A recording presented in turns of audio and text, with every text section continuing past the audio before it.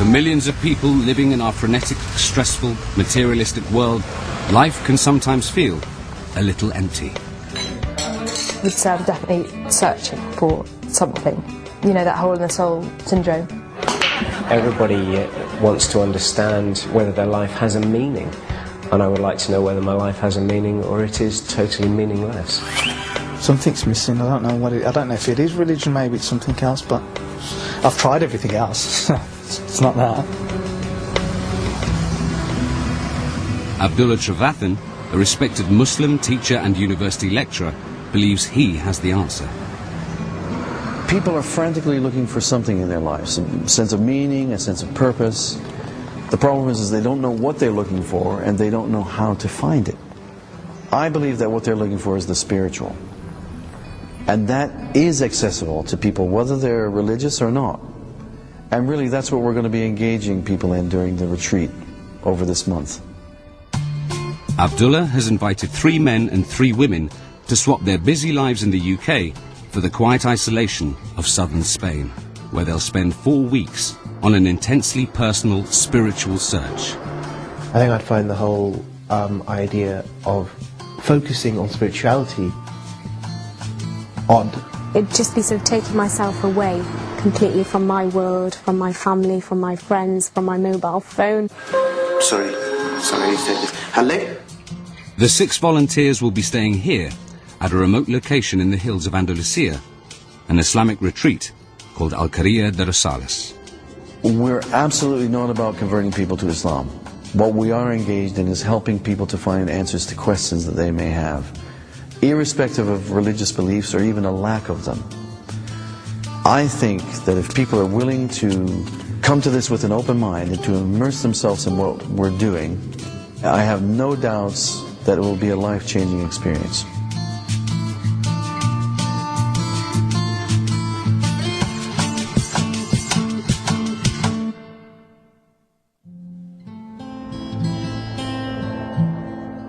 The retreat is situated on the historic frontier of Islamic and Christian civilizations. It welcomes visitors from any faith and caters to Muslims of all persuasions by promoting the values of what they call classical Islam, which emphasizes the spiritual roots of the religion. Though himself a Sufi, one of many branches of Islam, Abdullah is convinced that the values of classical Islam can be embraced by all. My name is Abdullah. Hi. Hello, nice to meet you. Nice to meet you. Hi. Hello, nice to meet you. Thank you for coming. Come on, let's go inside. Yes. As hosts, Abdullah and his wife Shanaz are keen to put their guests at ease. We're not going to be doing any courses on bomb making or Molotov cocktails or anything like that. No. Let's get all the names right now as well. So, it's Aisha. Yes. Khadija. Simon, okay. Mudassir, okay. Call me Han. Is that what they call you? But my real name's Azim. Azim. And I'm Pom. Pom? You're Pom. Yes. Han and Pom. What wonderful names. Only 3 of the new arrivals would call themselves Muslims. Though not a member of any organized religion, trained psychotherapist Pom Jenkins has studied to master's level in her search for meaning.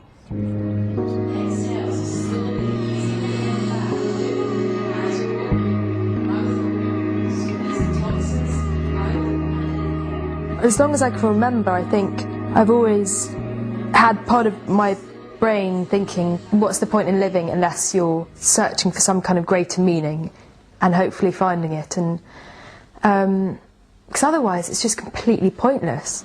Cross that standing leg, use it like a seat. I trained as a Reiki practitioner.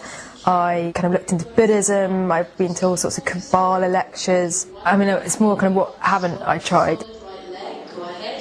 I would like to get a greater sense of peace out of this.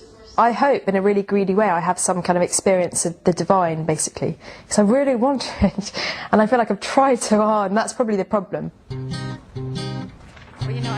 Rosales is an Islamic retreat, so males and females will be staying in separate accommodation.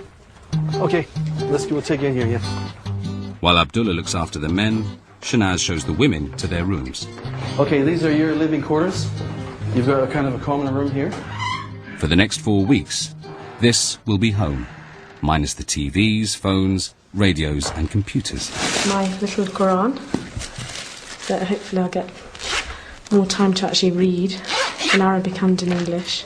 I'm really excited because I've been waiting for this opportunity for such a long time. Can't believe I'm here. It's just amazing. For Khadija, the prospect of no longer having to conceal her Muslim faith is overwhelming.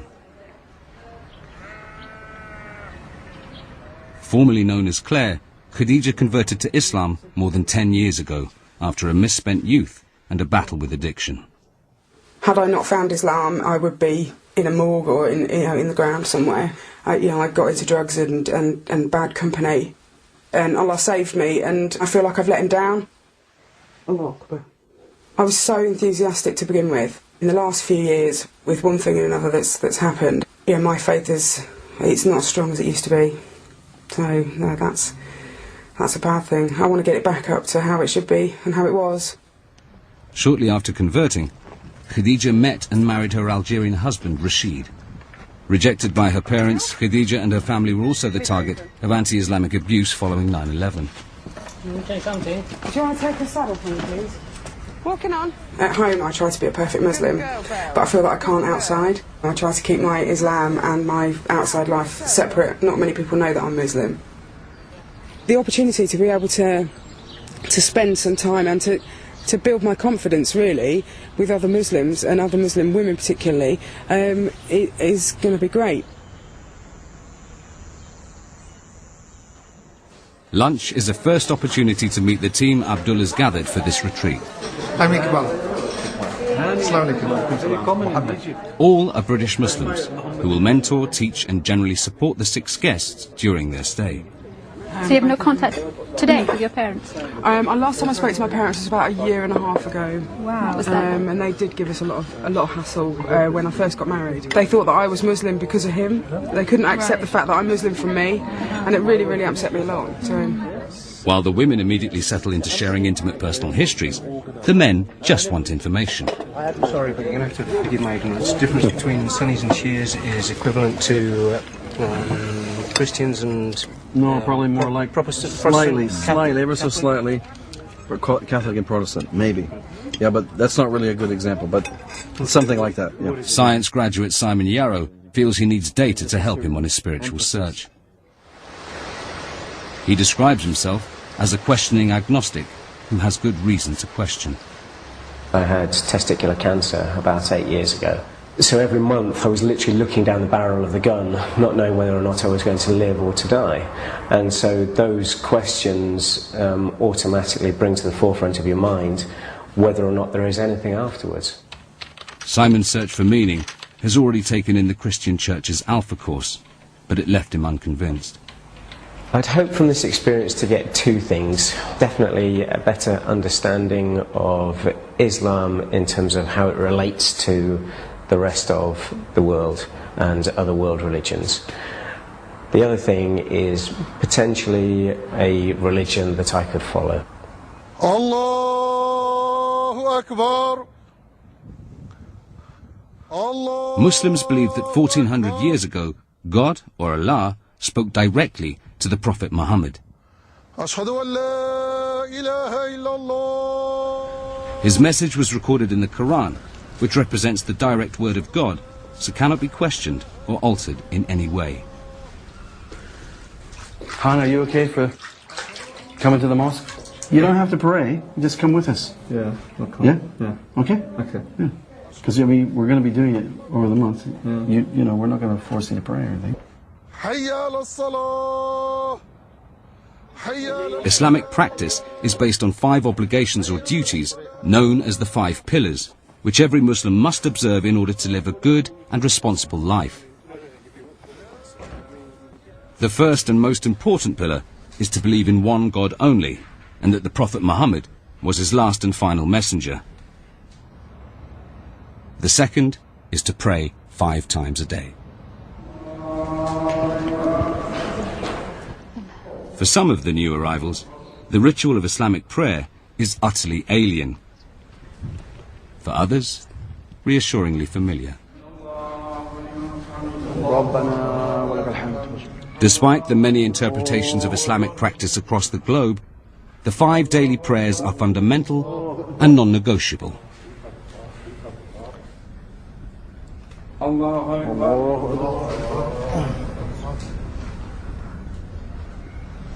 While praying alongside other women for the first time makes it a moving occasion for Khadija. Azim is less convinced. Despite being brought up in a devout Muslim home, Azim and religion have never quite seen eye to eye. I lead a very non-Islamic life, I suppose.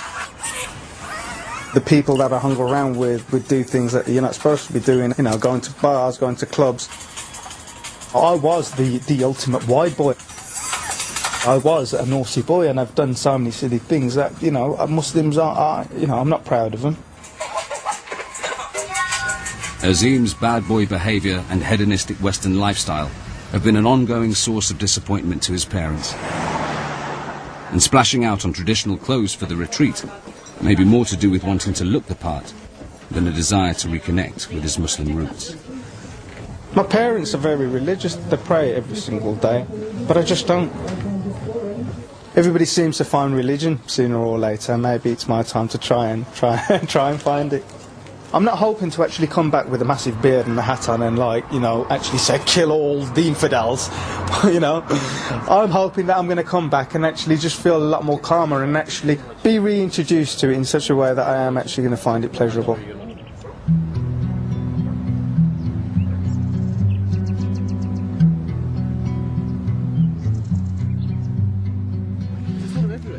After prayers, Abdullah and Shanaz lead a guided tour of the Risala's grounds, which include orchards, stables, and a graveyard. This person here is a young man, 14 years old. He died last year in a car crash, so he's the first inhabitant of this part of our community. When you're faced with your death, you do think about the miracle of actually existing. And so, you know, if you come away from this retreat with at least that consciousness, we'll have achieved something. And it's something that we need to be reminded of all the time. For Aisha in particular, Abdullah's words need no explanation.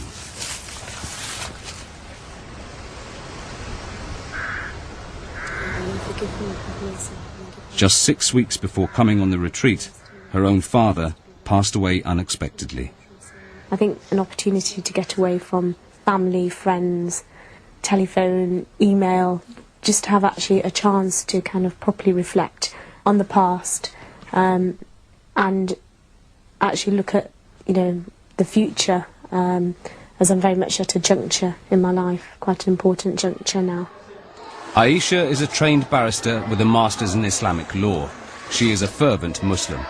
Even as a child, she contested the right to wear her hijab at school. This would be an opportunity for me to share my faith with 5 other individuals and tell them how Islam encompasses our daily life, which I think is very much the beauty of Islam. To actually share that beauty with the people who I'm going to be spending this month with. The ultimate aim of all Muslims is to be aware of Allah's presence at every moment and in every action. As well as the 5 daily prayers, many Muslims also perform dhikr, or remembrance of God.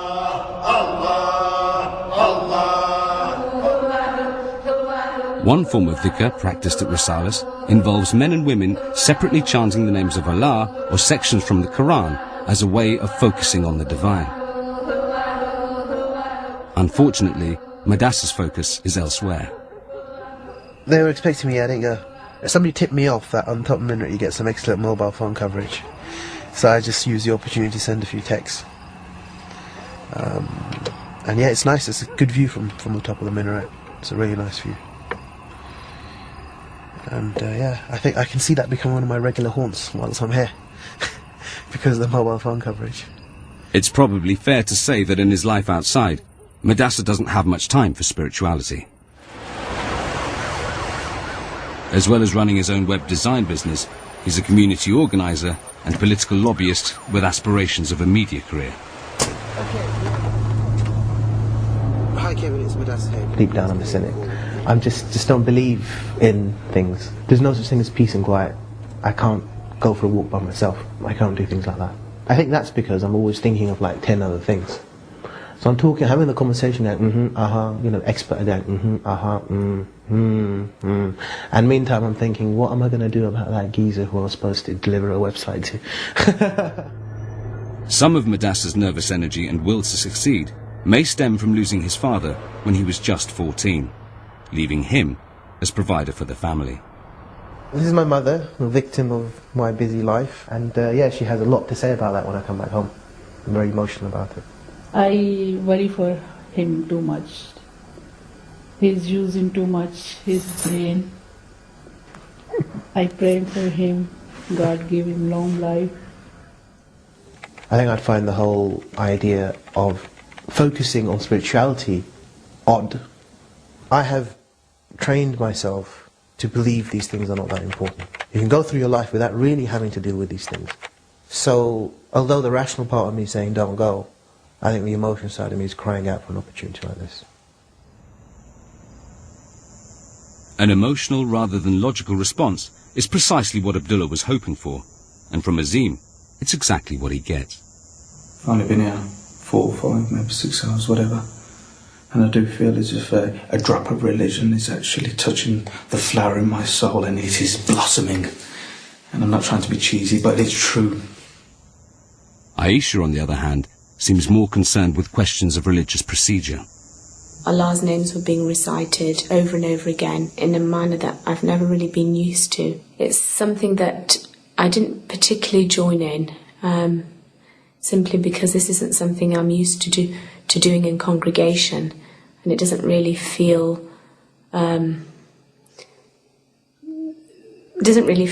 right or sit with me very well. Allahu Akbar. Allahu Akbar.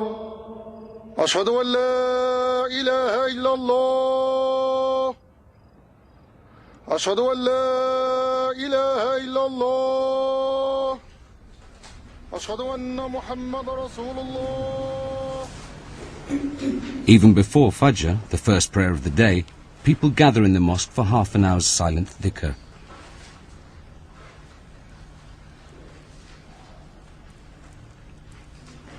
Of the 6 volunteers, Simon, an agnostic, is the only one who makes it.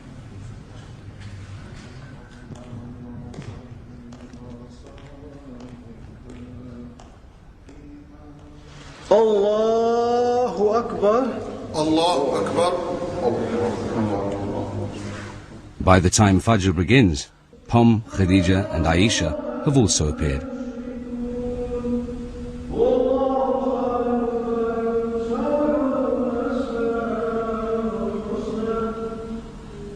Allahu Akbar. Allahu Akbar.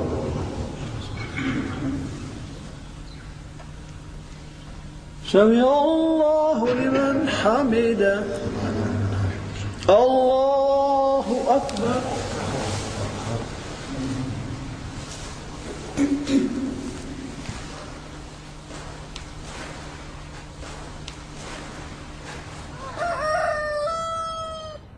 After Fajr, there is more silent dhikr where the different names of Allah are quietly recited hundreds of times to help focus on the glory of God and the wonder of His creation. The period of silence doesn't really personally do anything for me. It's quite nice, it's quite quiet, I suppose it's a wee bit reflective. Realistically speaking, I was sitting there, and thinking this is pretty much the same as, 10, 20 other religions do. Madassa and Azim do finally drag themselves out of bed for breakfast. A herb that's called zaytun. Abdullah wants his guests to break the patterns associated with life in the outside world.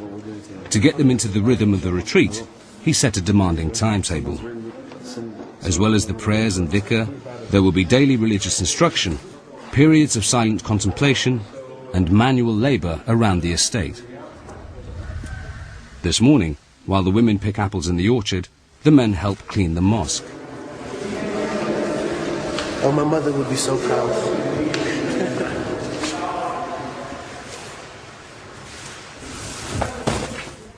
To explore what's driving each volunteer's search for the divine, Abdullah seeks them out for one-to-one chats. Is Mudassar here? Sorry? Mudassar? Yeah, well, it was. Let's have a look here. Mudassar? I like what I see, and I want to participate in it, but I think it's going to take me some time to get there. I have a block that I need to overcome. Well, what is the block? What's the...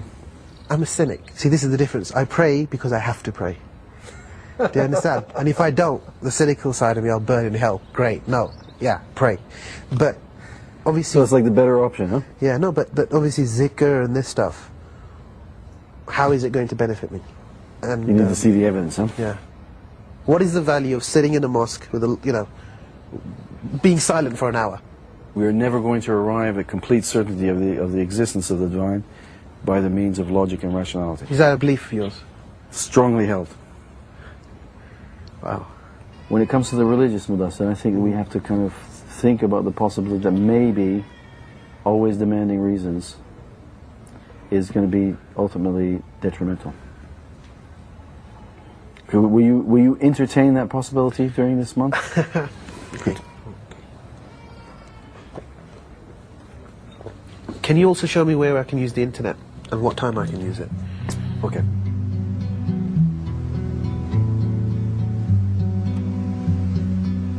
I'm not sure what to make of all of this, to be honest with you. I really am not sure. I can't understand why somebody would sit silent for an hour. Time is so precious. Money, time is money. How could you justify sitting for an hour in silence? Why would you do that?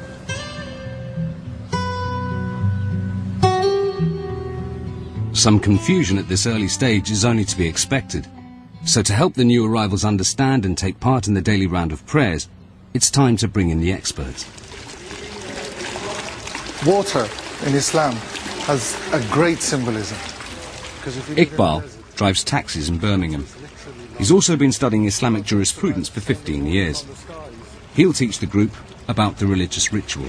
The physical action is happening, that the dirt is being washed off, but inwardly you're giving life to your spirit. And the E sound is E. Your mouth's coming right back. So it's a'udhu, a'udhu billah. Melissa, an expert in tajweed, the art of reciting the Quran in Arabic, will teach them key phrases used during the dhikr. Most principal phrase for a Muslim is to say La ilaha illallah, which basically is to say that what your affirmation is for you to be Muslim is that you believe that there's only one God. And then blow it out. No. Take a couple of drops of the whole fountain. Before each prayer, all Muslims must ritually cleanse themselves. So Iqbal starts by showing the group the correct way to make wudu. No, just your hands. That's it. Now go back and bring them back. That's it. La ilaha illallah. La ilaha. La ilaha. Illallah. Illallah. The other thing is that doing wudu, any sin, whatever you've done, the water washes it away. A'udhu billahi minash shaitanir rajim. Is that too much? I'll break it down more. Break it, because I want to try and get it right as possible. Okay. The wudu lasts unless it's broken. Unless it's broken. Okay. The only thing that breaks, main things that break it, it's something coming out of the orifices. Yeah, orifices. Yeah. What about sweat? Sweat doesn't break wudu. Yeah, but sweat contains urea. It does not break wudu. Even though it contains urea, it doesn't break it. It doesn't break wudu. What about smoking? Smoking does not break wudu. Is it not? No. Presumably sex does. Arousal does not break wudu. What will break wudu, if there's an emission. With their wudu unbroken, the group head back to the mosque for the Zuhr prayer and another round of dhikr. Allah, Allah, Allah, Allah, Allah, Allah.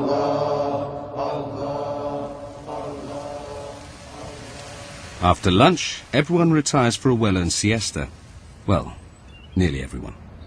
I will email you contacts. You've got to speak to everybody. Is there going to be somebody who's going to be deliberate, kind of... Learning to focus on what's going on inside rather than outside takes a little getting used to.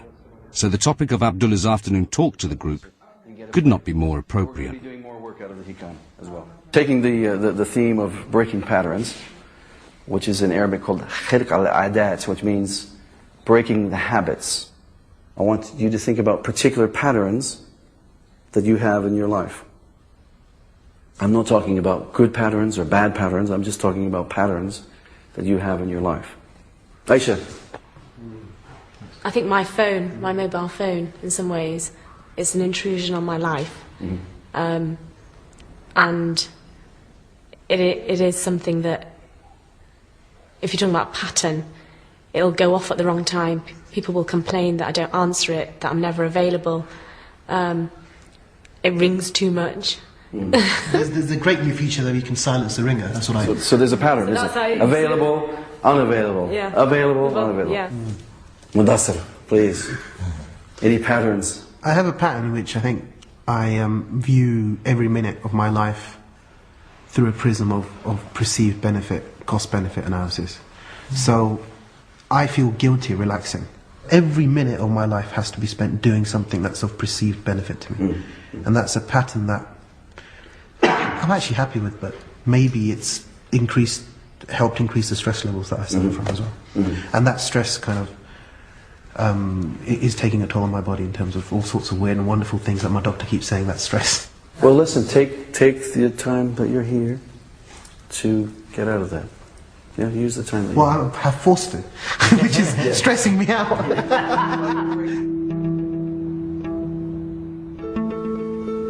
To help break these patterns, early evenings on the retreat are set aside for personal reflection. Azim coming? Azim? Oh, there he is, okay.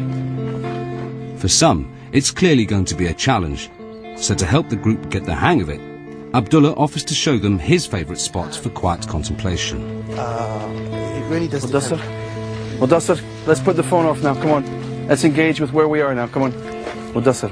Okay. It's becoming rude. Okay, I'll keep trying later on this evening. Okay, mate. Cheers. Bye. Come on, it's becoming a bit rude now, come on. As you walk, be conscious. Think about the way that your muscles are moving, the very miracle of our existence. While the others head off, Khadija decides to stay behind to reflect alone.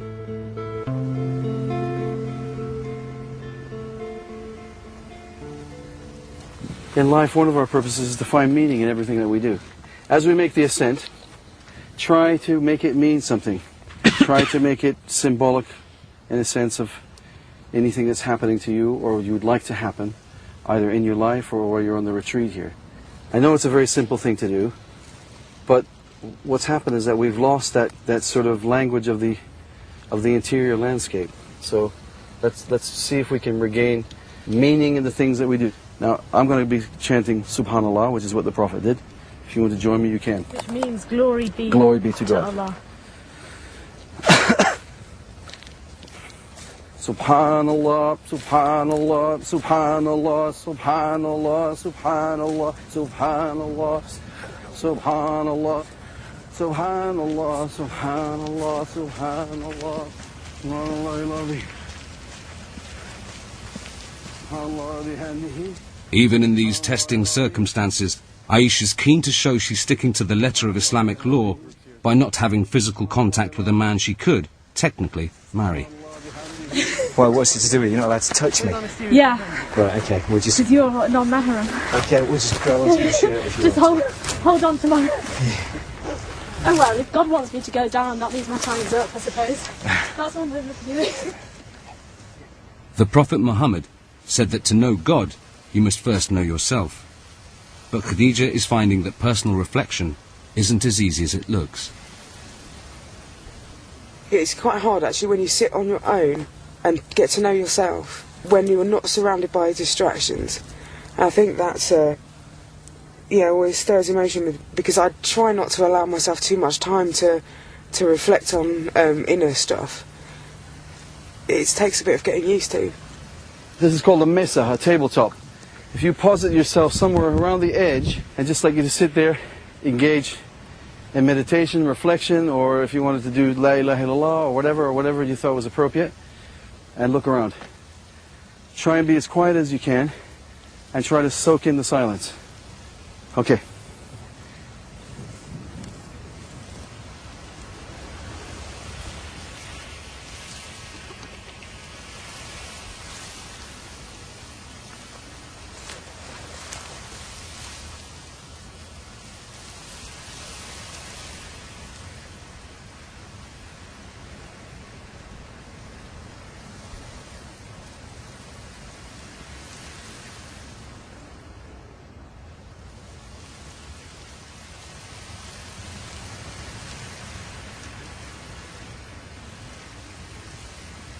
Allahu Akbar, Allahu Akbar.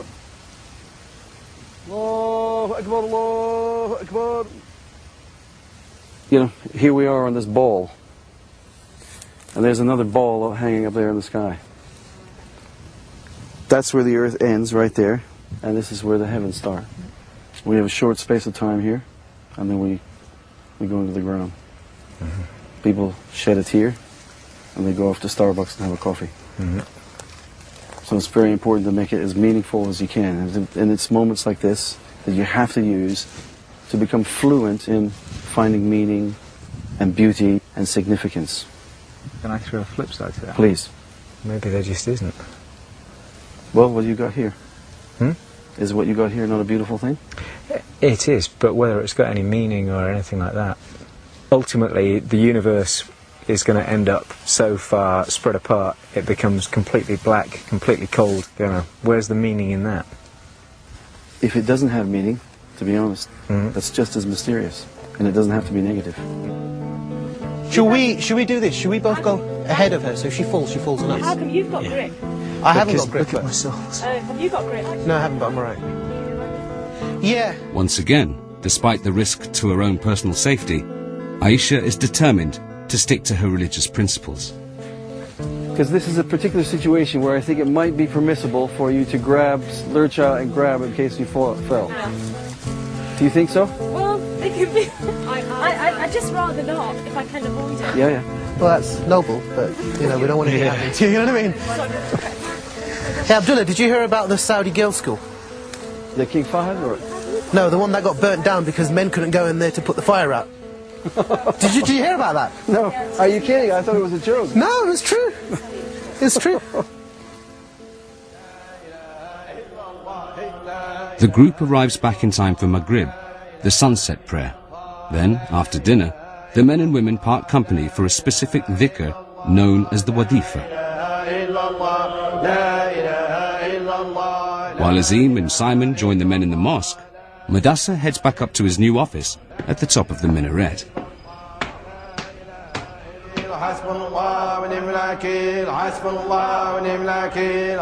Sam, how you doing, Rosa? You alright? Hey, you guys should come out here. Seriously, it's a cool place. I mean, if you want to get away from it all. It's not the sort of thing I'd do, but, you know, you might be into it. Meanwhile, the women's wadifa is in full swing.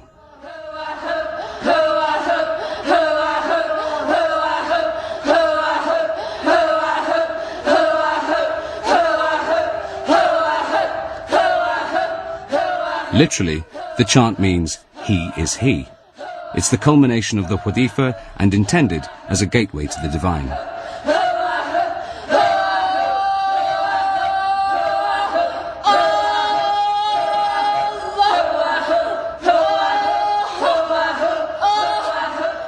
The ecstatic state achieved by Shanaz is known as hal.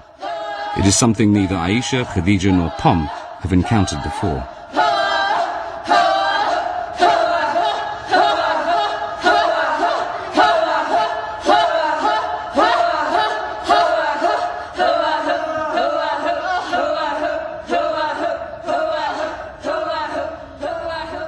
I should just explain maybe the hal.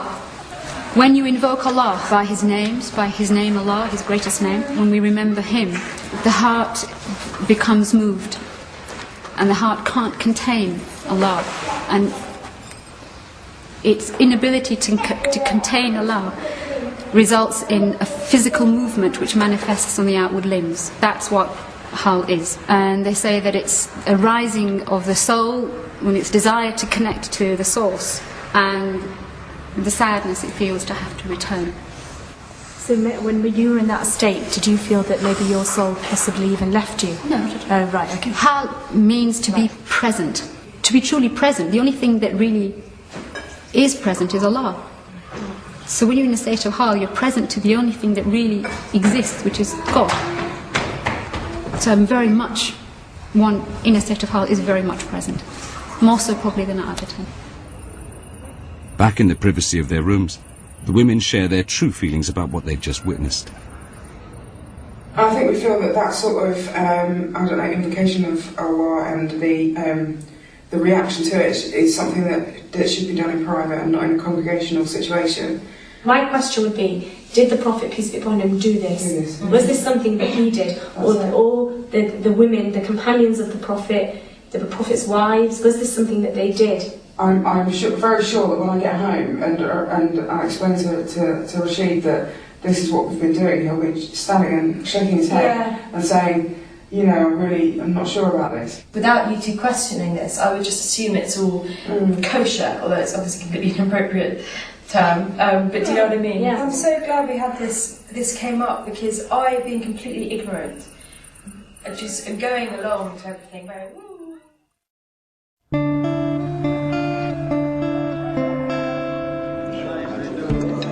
Abdullah, Shanaz and the other Muslims on the retreat are all Sufis, whose focus on the mystical relationship with God is viewed with suspicion by some.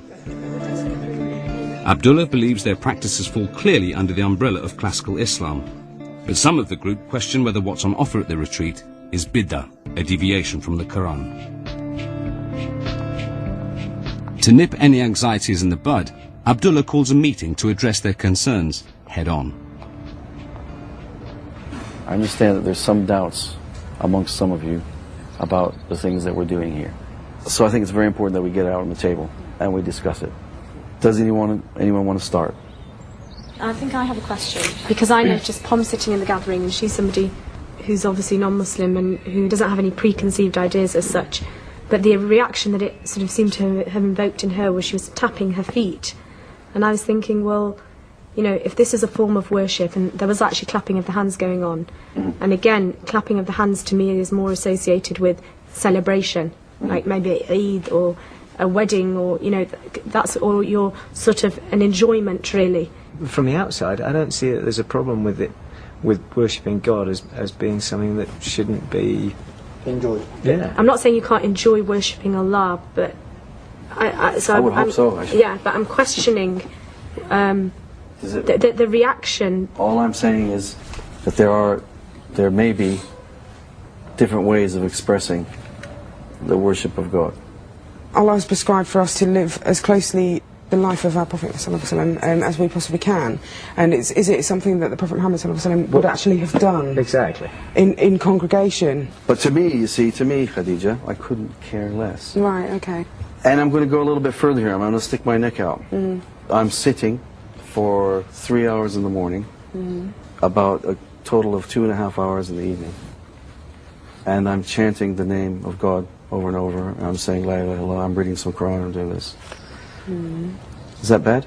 The Prophet, he was who we should emulate. We follow him in the way he walked, the way he spoke, the way he conducted himself. So in each and every manner he came to perfect Islam. So surely he would have taught us the best manner to worship Allah more than any other human being that ever came. Listen, somebody's reciting the Quran a lot. Somebody's chanting the name of God a lot. Is that a bad thing? Whether the Prophet did it or the Prophet didn't do it. Yeah, it could be, because we have to draw a line somewhere, because then we could go in time in the future, in another 400 years, in another 500 years, where are we going to be? Maybe we may have moved so away from how... Actually, I think what we have to do is we each have to draw the line ourselves. Yeah, aside from the basic principles within Islam, which defines you as a Muslim, which are the 5 pillars, which is something you must do, that's fine. But aside from that, why must anybody define how I worship the Almighty? That's my connection with Him. And at the end of the day, it's your free will to do what you think and what you see inside is best for you, in terms of your praise of God. And it's not for you to judge or anybody else to judge. The only person who's going to judge at the end of the day is God or Allah or whoever. And, you know, if you've done the right things in terms of what you think is correct, then, you know, God will judge you accordingly. The debate rumbles on for almost 2 hours, but for Azim at least, the answer is simple. All religion is good because all of it teaches goodness, doesn't it? So all of it was made clear. It doesn't matter if there's different ways of actually teaching Islam or there's different ways of teaching religion. It's all good. So that's what was made clear. To Abdullah, Aisha's rigid approach is disappointing, but not a surprise. Aisha is indicative of a particular type of Islam which is prevalent in the world today and which is at some odds with the classical traditional position. In my view, it's a superficial, prescriptive, dry, formulaic interpretation of Islam. I guess there is no avoiding this particular question, and this, if you like, this is a microcosm of what's going on in the Muslim world, and in a sense, it's also a microcosm of what's going on within the religious and sacred world altogether. It's the secularization or the rationalization of the spiritual and the religious, and that's really the battle that's being fought here.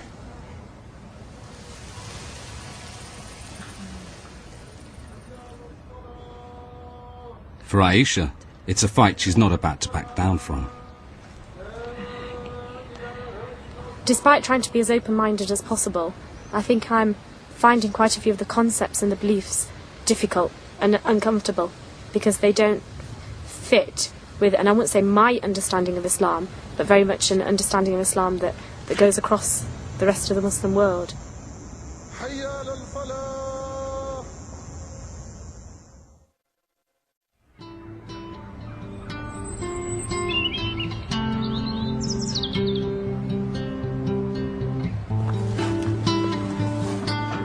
The next day, on the surface at least, it's back to the routine of the retreat, with Aisha, Khadija and Azim doing spiritually uplifting work out in the fields, Simon sanding doors in the mosque, and Madassa checking his emails on the office computer. Pom, meanwhile, is having her first session with Abdullah. Although she has studied analytic psychology and religion to master's level, her late-night discussions with Aisha have left her confused about Islam. The first kind of proper conversation we had about all of this was me wanting to know, can you not deviate in any way? Can there not be any room for any personal expression? Exactly. Well, the answer is yes. Well, the answer I've been given is no. And I found that makes me feel actually kind of claustrophobic. Like, yeah. Let me qualify that for you. There is the chance for individual expression. And that's really what it's about. It's about you fulfilling your potential. The Prophet said, I came for nothing except refinement of character. That is, if you like, developing the full potential of the human being. Yeah. And that's classical Islam. And I think that, forgive me for saying this, I think that Aisha's view of Islam is a series of rules and regulations. You follow the rules, you're going to get rewarded. Yeah, which is another thing that we were debating about last. That is not our understanding. Yeah? We're not asking. It's very prescriptive.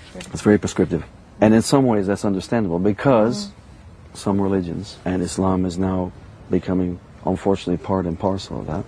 We're getting a standardized, technologized, rational, and empirical product here, which sometimes might seem to be quite controlling.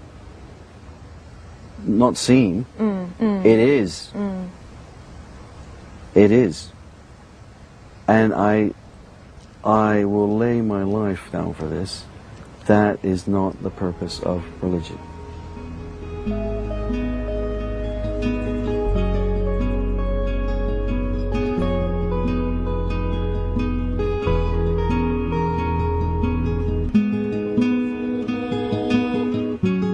Hayya ala salah. Hayya ala salah. While others have been distracted by debates about religious practice, Azim has remained focused on the spiritual.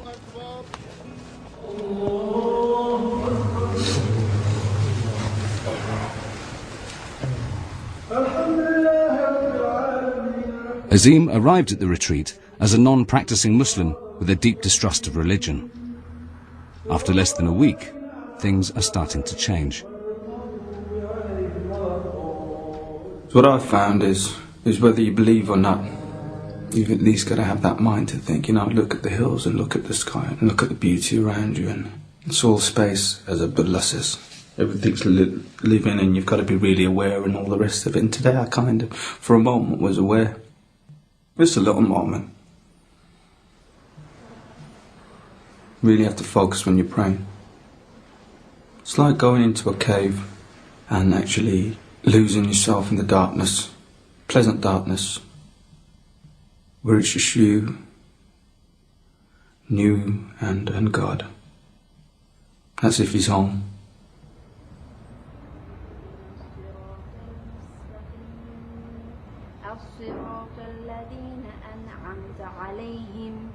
غير المغضوب عليهم ولا الضالين.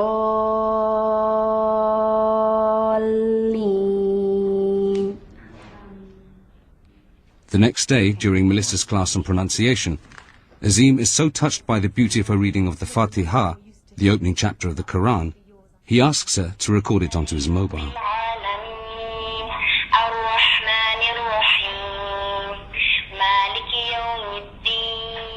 Can't ignore it, can I?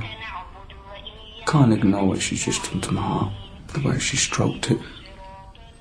And all of a sudden, in 48 seconds? Literally. She just flipped the script, man. She just made me see Islam in a different light altogether. When I was listening back to it, I got this funny feeling in my throat. I can't really explain that feeling. I've never got that feeling from Islam, something that I was born as. That's absolutely amazing. Thank you. She said that if I listen to that every single day, maybe it'll keep me away from all the crap that I have to deal with. Every time something goes wrong, I'm going to play that. And it's going to give me a bit of peace, I think.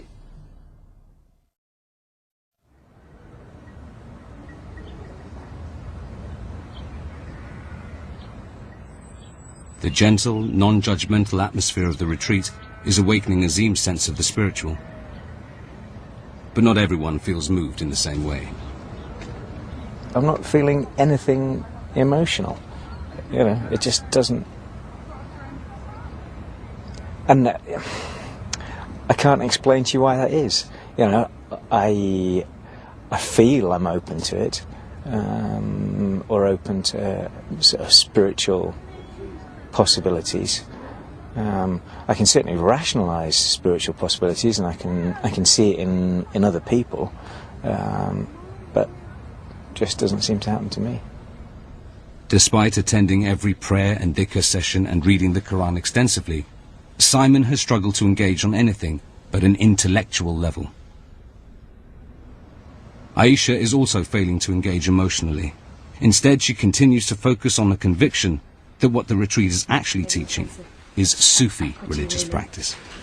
I think you do have to acknowledge that in terms of the Islam that you're promoting is a particular kind of Islam.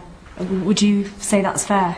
Yes. So it is a particular Islam that... I'm happy to be put under the banner of classical Islam. We're here representing a methodology of spirituality within the Islamic tradition. But you wouldn't be happy to be put under the banner if this is a Sufi Islam? Aisha's preoccupation with labels prompts Iqbal to explain once again his understanding of classical Islam and its focus on the heart rather than the head. The 5 pillars of Islam, the only thing that was for 13 years was the first one, the oneness of Allah, and through that purifying yourself. This is classical Islam. This is what Islam needs to be reclaimed, and that is what the Prophet Muhammad came with, and that was his message. The spirit is your relationship with your Maker, which is the first pillar of Islam, Shahada. Yeah, and you keep repeating it until you realize, you have realization. That's the most profound thing I've heard since I've been here. Right? No, this is the way of the Prophet, and this is what Muslims have been denied. It's literally our spirit has been, wrenched out from our bodies, and People have a problem with the word Sufi because they are the only ones who continue with that path. Everybody's been wanting me to feel something emotional all week, and I keep saying to everybody nothing's had any effect, but there was just a very important thing which really touched me, that Sidi Iqbal just said. Muhammad, as a prophet, was really just concerned about his intent. It was his heart that he wanted to make sure that was right, and his heart with respect to God, and his heart with respect to other people. That's the central truth of all the religions, and that's how I try and live. You know, and I didn't really need to come here to realise that. You know, that's.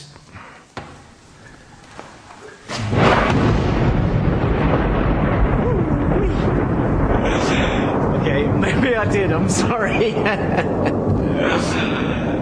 Fuck me, that was close. Simon decides to keep trying.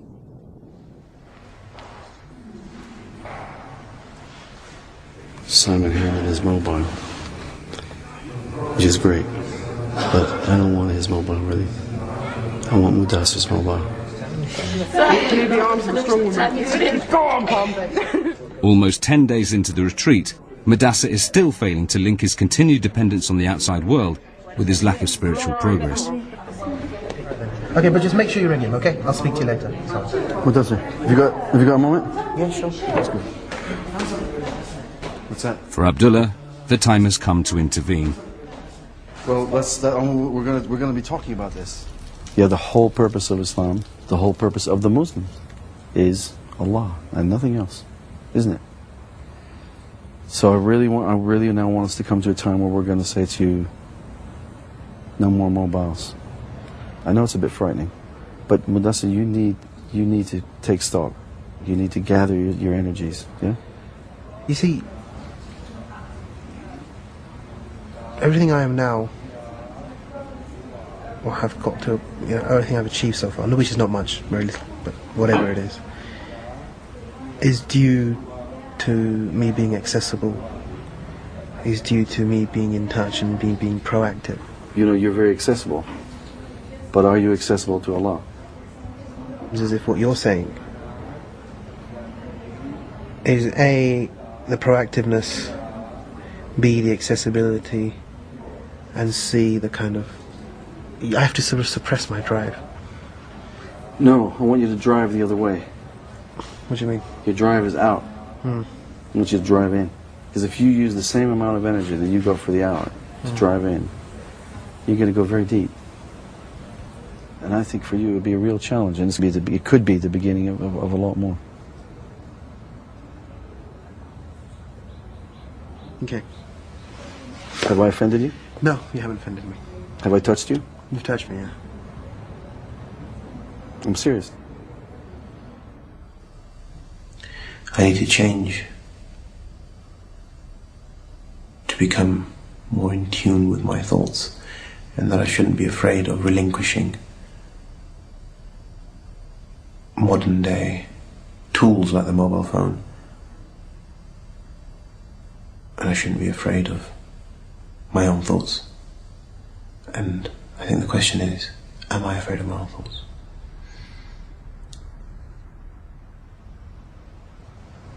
To support the growing sense of spirituality, Abdullah has organised a Layla, or gathering.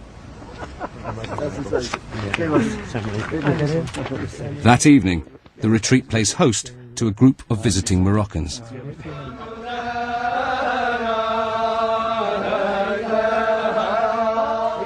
Abdullah first became a Muslim over 30 years ago while travelling in Morocco, and he's keen for the group to be given a taste of the qualities that so impressed him. For me, they represent the sort of thing which I aspire to. Genius, and it's creative, and it's inspiring. It's not prescriptive, it's just something that's within them. And it flows, and it's an integral part of their lives. As a sign of respect to their hosts, the first duty of the visitors is to honour the dead.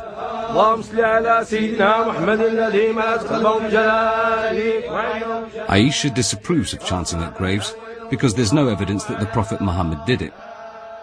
For Khadija, though, the occasion has a previously undisclosed significance. I don't do this whole grave thing. I know this is coming to me quicker probably than it would do to somebody else. Yeah, I mean, I've got multiple sclerosis, so although I'm fine on the whole, there's been periods where I've spent months in a wheelchair thinking that it's, I'm on my way, and I've become a lot better because it's relapsing and remitting. So I'm not always. It's not progressive. So it doesn't mean that once I start going downhill, that's the end. Which is one of my main motivations actually for coming here, because I wanted to get my whole spiritual being sorted out before it was too late. I always feel a bit blessed because I am still quite mobile and coherent, that it's got to come at some point, and I've just got this feeling that it's going to come on all of a sudden.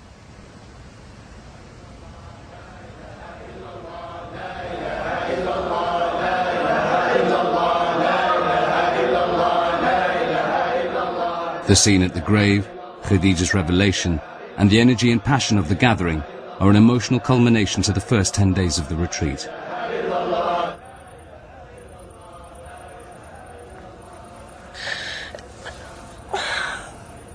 For Pom, it's a timely reminder of exactly why she's here.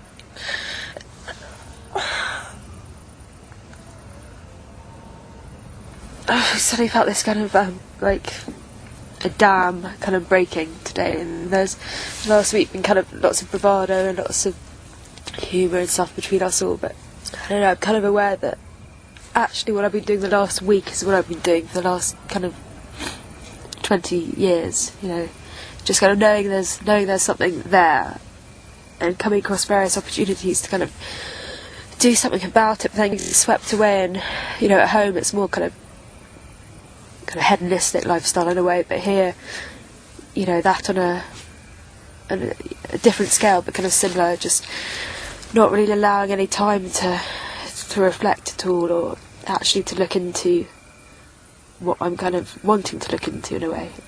With 2/3 of the retreat still to go, the intensity of the routine is beginning to have an effect. The question is, will it last? What's so special?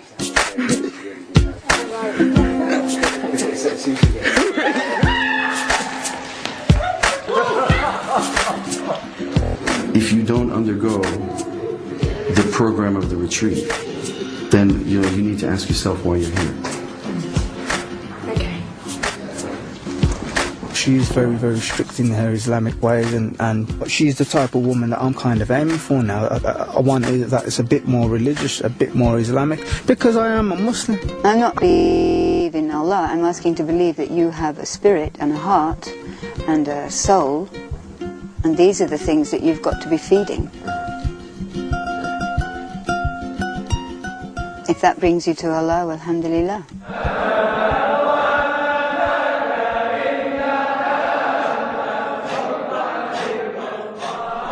BBC Two returns to the retreat next Monday at 9. Comedy next tonight with A Far From Ideal Life for Johnny Vegas.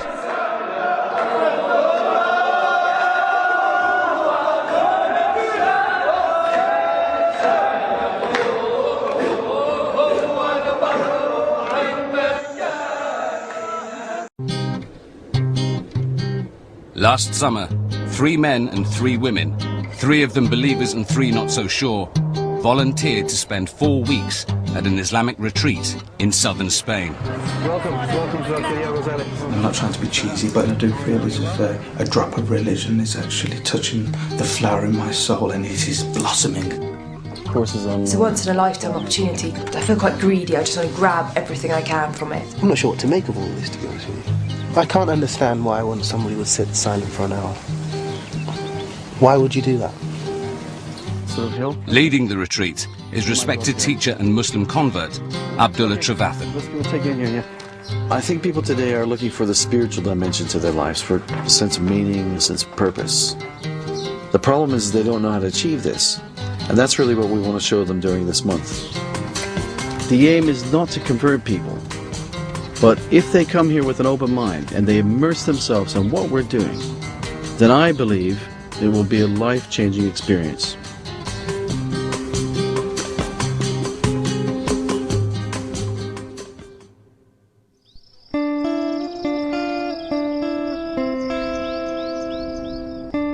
The retreat is set in the quiet isolation of Andalusia, on the historic frontier between Islamic and Christian civilizations. It welcomes visitors of any faith and caters to all Muslims by focusing on the spiritual roots of Islam.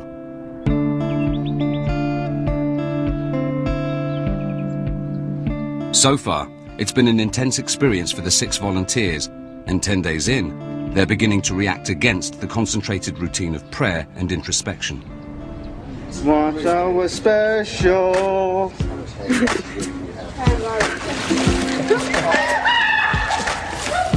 We're kind of breaking all the rules of spirituality. Azim! Present! A shroom! He's left, so he's probably going to arrive in the UK around... What's the time in the UK now? Which one? It's hard letting go of the habits from the outside world, and each one of them has struggled in their own way. In a sense, coming to a place like this, there's nothing, and you're thrown back on yourself. So it's our task now to make sure that they focus in on the spiritual path.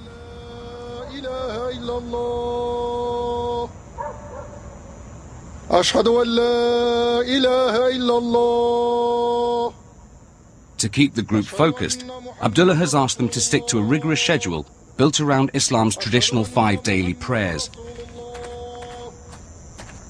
The day begins at 5 a.m. with Fajr, the pre-dawn prayer.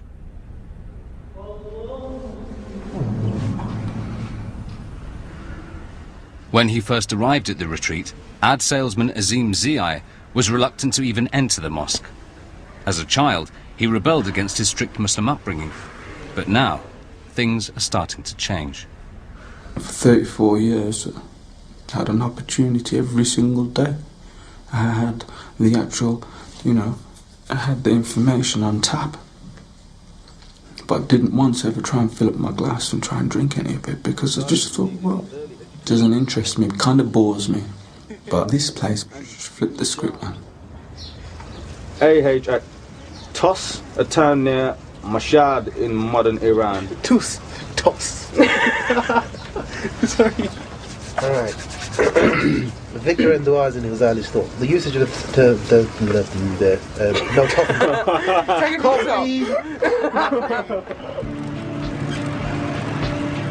The daily routine includes labour around the estate. It's an activity that Muslim convert Khadija has really taken to. In the outside world, she struggles to like herself and feels unworthy of her faith. But total immersion in all aspects of the retreat is starting to pay off. Allahu Akbar. You have this hard out shell and you gradually stripping layers away, and I feel that they're really getting to me now. There's so much food colouring in it. Abdullah has assembled a team of British Muslims to help on the retreat and teach the daily classes of religious instruction. Like him, they are Sufis who emphasize mankind's mystical relationship with God. Literally, our spirit has been, wrenched out from our bodies. You look for the commonality, you look for the similar things. Science graduate Simon Yarrow came onto the retreat looking for answers after a brush with cancer and a traumatic divorce. But he's struggling to engage on anything but an intellectual level. That's the central truth of all the religions, and that's how I try and live.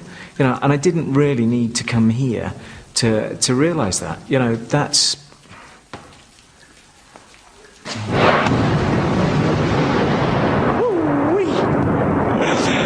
Okay, maybe I did, I'm sorry.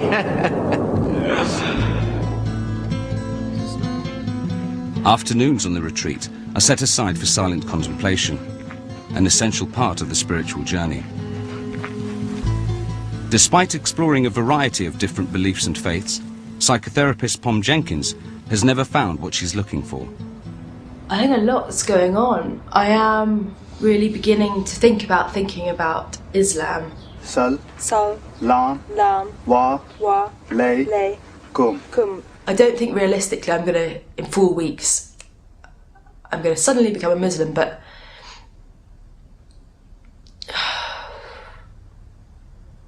maybe it's kind of the beginning of a process.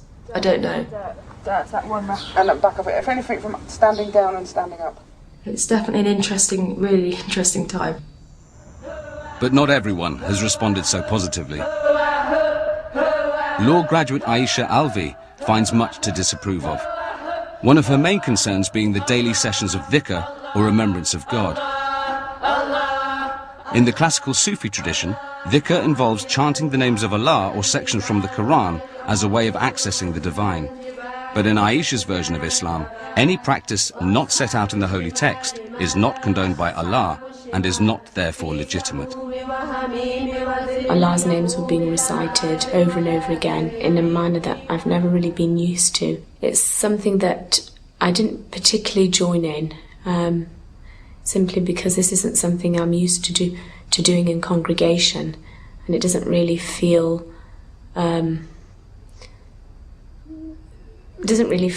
right or sit with me very well. Aisha is indicative of a particular type of Islam which is at some odds with the classical traditional position. In my view, it's a superficial, prescriptive, dry, formulaic interpretation of Islam. 23-year-old Madassa Ahmed has also resisted life at the retreat, but not for religious reasons. He's struggling to disengage from his numerous business interests back home. Just to let you know, I ain't slept again. Because of him over the road. It's just that it's difficult. He was on the phone till about 2. Abdullah dispatches Iqbal, one of the retreat's teachers, to intervene. Using the phone till 2 o'clock is unacceptable. There's no other way left for me, so if you could give me your phone. Thank you. Is this the only one? No. I need all of them. You know, this whole thing about cutting off, I'm not sure about that, because I think I can just as much engage here and engage in my other things with no problem. I think I can handle both. I don't see the need to cut off completely. Something to think about.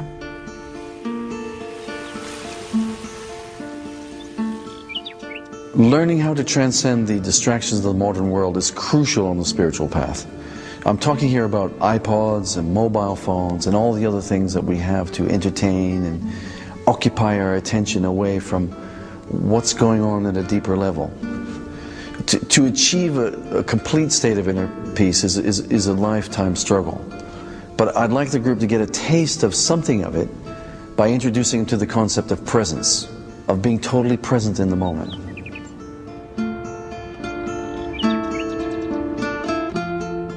For Abdullah, developing a sense of presence is key to engaging with the divine. We're here to break patterns. Presence is the quality of total consciousness in being here now. It's a higher awareness. One of the big things about presence is getting to know yourself. Your faults, your patterns, your good points, and then ultimately your essential nature. As the Prophet said, he who knows himself knows his Lord. But then to do all this, to have that sort of presence and to have that God consciousness, to an extent we have to truly understand Allah. And maybe in a way we haven't really kind of done that. We have to understand ourselves to understand Allah. He who knows himself knows his Lord. But then you can't do it the other way around, really. But don't we have to know Allah as well to know ourselves? It's both. With her legal training and literal interpretation of Islam, Aisha resists Abdullah's more flexible approach and tackles him on every point. If we truly kind of understand those, then it does give you a kind of hope. You can intellectualise it as much as you like, but until you actually feel something happening, then you won't put those into perspective. Yeah. Well, let's put it this way. We have a general theory, but it's rather than it being up here, it's having it in here. As we go through life, every moment presents itself before us as an open space. Tabula rasa, an open space. If you're clunking all the past stuff, clunking it into that space, then you're not really being present. You're not really being in the moment. And I'm trying to get Aisha to see that it's a little confrontational, it's a little difficult. I'm not sure, to be honest, if she's going to be able to see through. I'm praying that she does. To achieve this state of spiritual presence, Abdullah expects a physical presence in the mosque for all 5 daily prayers, plus the dhikr and evening wadhifa. So far, turnout has been erratic, with only Simon, an agnostic, making it every time. Abdullah wants the group to make a personal commitment to attending each prayer and dhikr. All agree to commit except Aisha, who is particularly reluctant to join in the early morning dhikr. I mean, the only thing for me is, personally, I try like to do my own if I'm sitting there, because just for me, the chanting doesn't really help me particularly. Okay. So I bring my own book, but because of the chanting, I find that kind of distracting, so I can't concentrate on what I'm doing. All right, are you willing to commit to the other things? Yeah. Okay. All 5 prayers? And the wadhifa in the evening? Yeah? Yeah. Okay. During break, Mudassir seizes the chance to lodge an appeal against the confiscation of his mobile phones. Your use of the mobile phones was beginning to impinge on other people. Now that flaunts the values that we're trying to kind of get across to you in the face. I want to keep what I've got here on the outside world. So obviously there needs to be some crossover. Yeah, but you're not engaging with the retreat because you're in connection always to the outside. The idea of the retreat is to retreat away from the world. I have my physical presence here. And yeah, but having the mobile means that you constantly have a connection with the outside. So whatever's going on the outside is going to affect your state. We have no right to keep you away from your phones. But we are going to be calling upon you to be thinking very, very seriously about your use of the phones while you're on the retreat. Yeah? That's fair enough, yeah. Okay? Okay. Mudassir just needs to slow down and to consolidate his energies, because at the moment they're very scattered.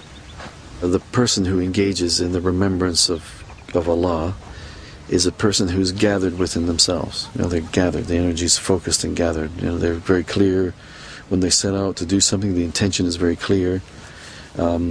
They're very present, and they're also detached as to the outcome. Mudassir at the moment is up and down, sideways, long ways, all over the place.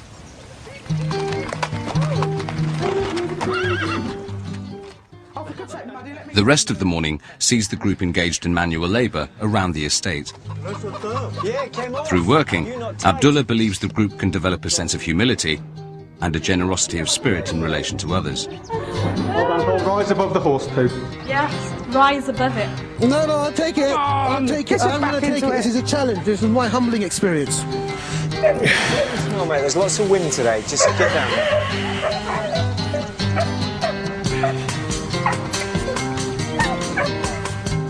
Gosh, and I was worried about cleaning the toilet.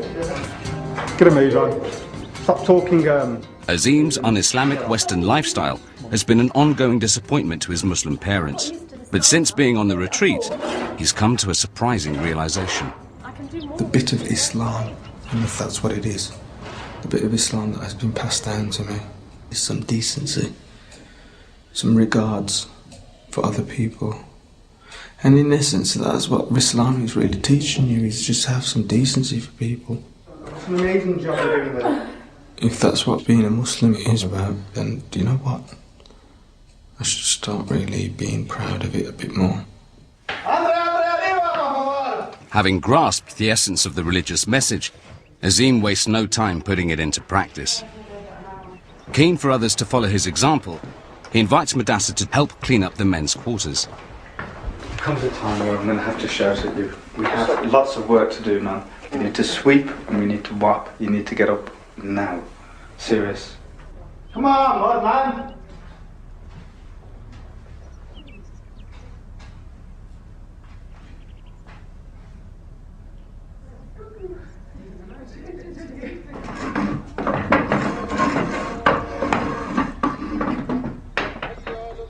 What time do you make it? Quarter to. Quarter to what? 7, man. 7, so it's time to pray, isn't it? Excuse me. I ain't got time for that. We're here, regardless of what we're doing here, we're still a team, you know what I mean? If we don't work together, then some of us are going to get irritated. And I'm starting to get irritated. Rising above his frustration, Azim decides to give Mudassir the benefit of his newly acquired religious insight. Walked up as if this trivial little incident, yeah, just actually. Well, it is trivial, you know what I mean? Mm-hmm. But it's just your general, you know. I do feel as if you do sometimes actually feel as if everybody's got to wait on your hand. And your situation is, at home, people do wait on your hand and foot. They don't. You don't even pick up plates in your house. That's what you've told me. No, it's not no. me making this up. The point is, it's difficult for all of us to be here, right? I understand that. And I'm not trying to make things difficult for you. No, you're not. But I think you seem to think that I've had things very easy. And I have life very easy, and that I've been kind of pampered. But I think that's completely wrong. Yeah, but regardless, I've worked very hard in my life. So have I. Very, very so hard. have I. Try and do some stuff for other people. That's all I'm saying. Try and show mankind that you're doing something for them. By what you're saying, you're implying that I am not a particular type of person. I'm not considerate. You're not very helpful. Yeah, exactly. You've hit the nail on the head there. Yeah, you're not considerate. Yes. But I disagree with that assessment. That's you. I welcome the fact that you're concerned. And you're looking at it from a brotherly point of view, I'm just teaching you normal decency as a person. Sweet. That's really sweet. That's really nice, right? And it's nice that you're concerned, and that's a good thing. And I will bear that in mind. But please, please, please, please, don't pass judgment. I'm looking out for you. That's all. Yeah. No, that's sweet. Okay. Yeah. All right, mate. All right then. Take care.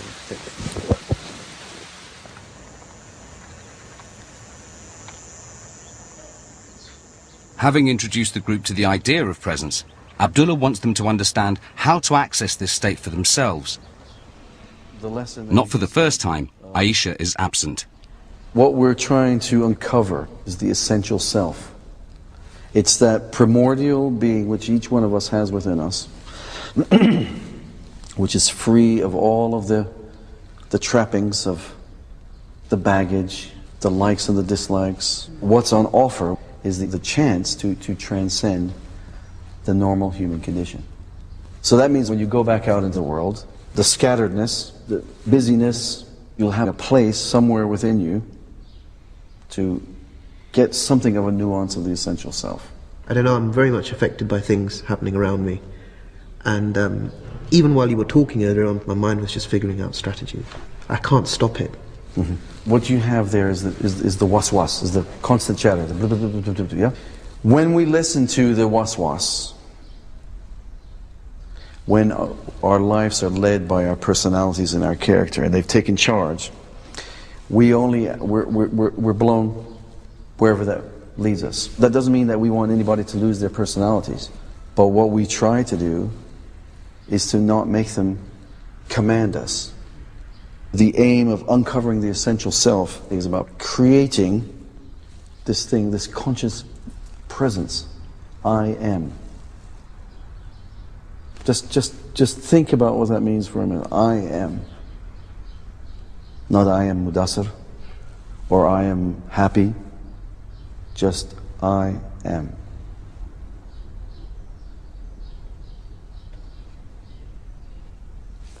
When you get to the essential self, it goes above the things that you like, the things that you don't like, the things that upset you, the things that don't upset you.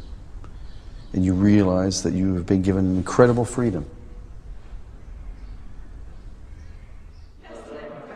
While Pom responds instinctively, Simon struggles to disengage his rational brain and silence the waswas. I did actually sit there for most of it really feeling what we were talking about. Really, it did, and it was just, I felt so at peace and so calm and so centred and so relaxed yet alert. And do you think you have to be religious to feel it? No, absolutely not. It's beyond any kind of definition or any name, I think. See, for me, my thinking is so much part of my consciousness. I almost feel if I'm not thinking, I'm not doing the in the present thing. Well, I think your in the present thing is not really about thinking. Simon is somebody who has one of the great afflictions of our times, a constant questioning of everything. Everything needs to have a reason. We demand reason always. And there are some things which have no reason. There's some things that just are. There's paradox. There's paradox. Simon is greatly in need of information as to when, why, and where, what he's doing, why he's doing it, etc., etc. We're trying to encourage him to just sit back, disengage intellectually, and engage more with the heart. It's quite a difficult task to do, and we have a short period of time to do it.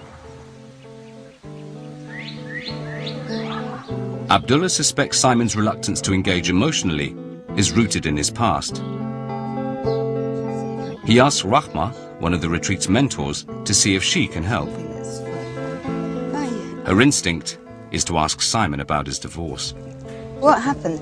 I came home one night from work and was told that the relationship was over, and 2 or 3 days later she walked out. Was there somebody else involved? Well, that's I did ask that. There was somebody who was helping her through the divorce. She did tell me that there was nothing going on with them, although she did subsequently have a relationship with that person.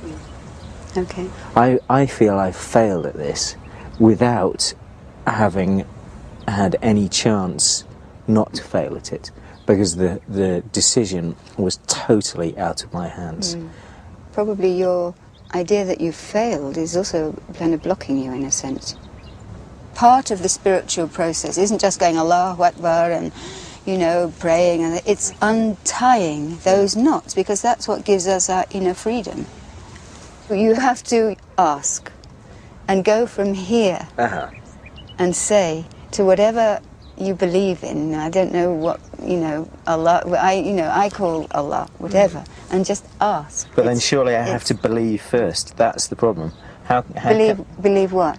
Well, believe in Allah, or believe in God, or believe in some other divine being. Saying you have to believe in that sense. But then I'd be asking nothing.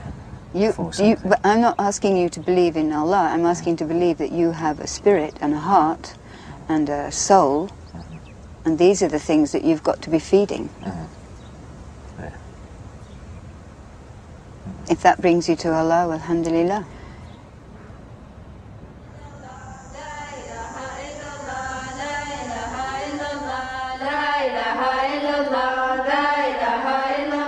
As part of the routine, the group attends the evening wadifa.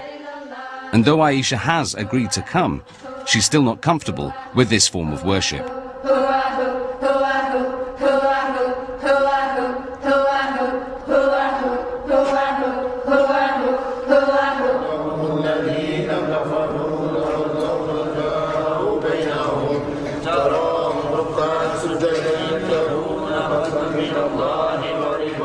Despite being separated from his mobile phones, Madasseh seems increasingly comfortable, and Azim's brotherly intervention has got him thinking about how he relates to others. My friends would say that the single biggest criticism that they'd say about me is the fact that I'm all over the place and spread out thinly. Well, my sister, they complain they don't even know me. They don't even know their own brother.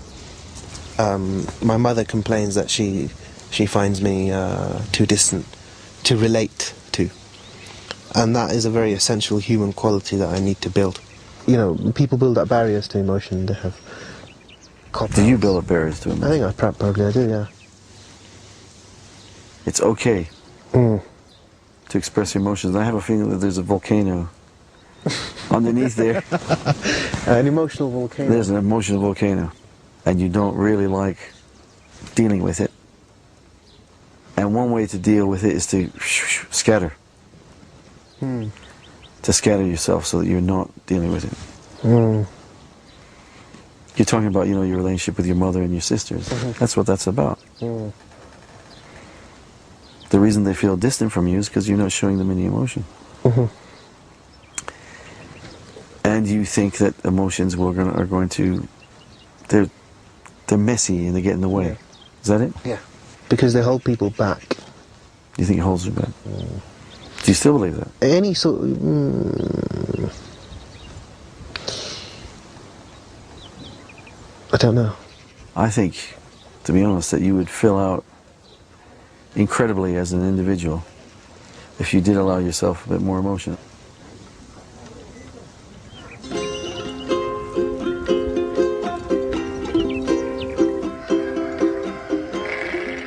It's nearly halfway through the retreat, and Abdullah wants to test the group's understanding of presence by taking it out of the classroom and into the surrounding countryside. One of the important things in Muslim spirituality is the need to be at one with the environment that you find yourself in. So today we want to let the group experience something of a oneness with nature. Whatever stillness they find there, we would like them to be able to take that back out into the big wide world they're going to return to after the retreat.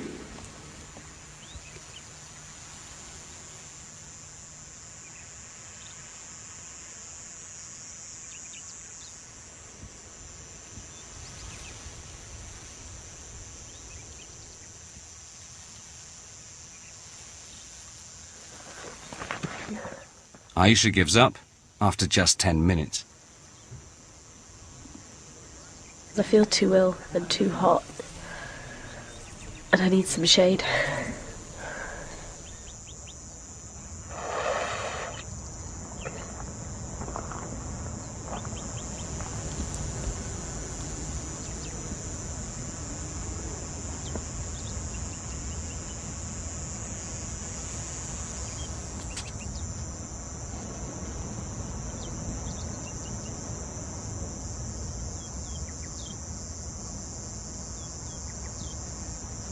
Okay, come back! Come back! Come back! Okay, just hold whatever you had there and splash yourself down. If you want to go and pray, go to lunch.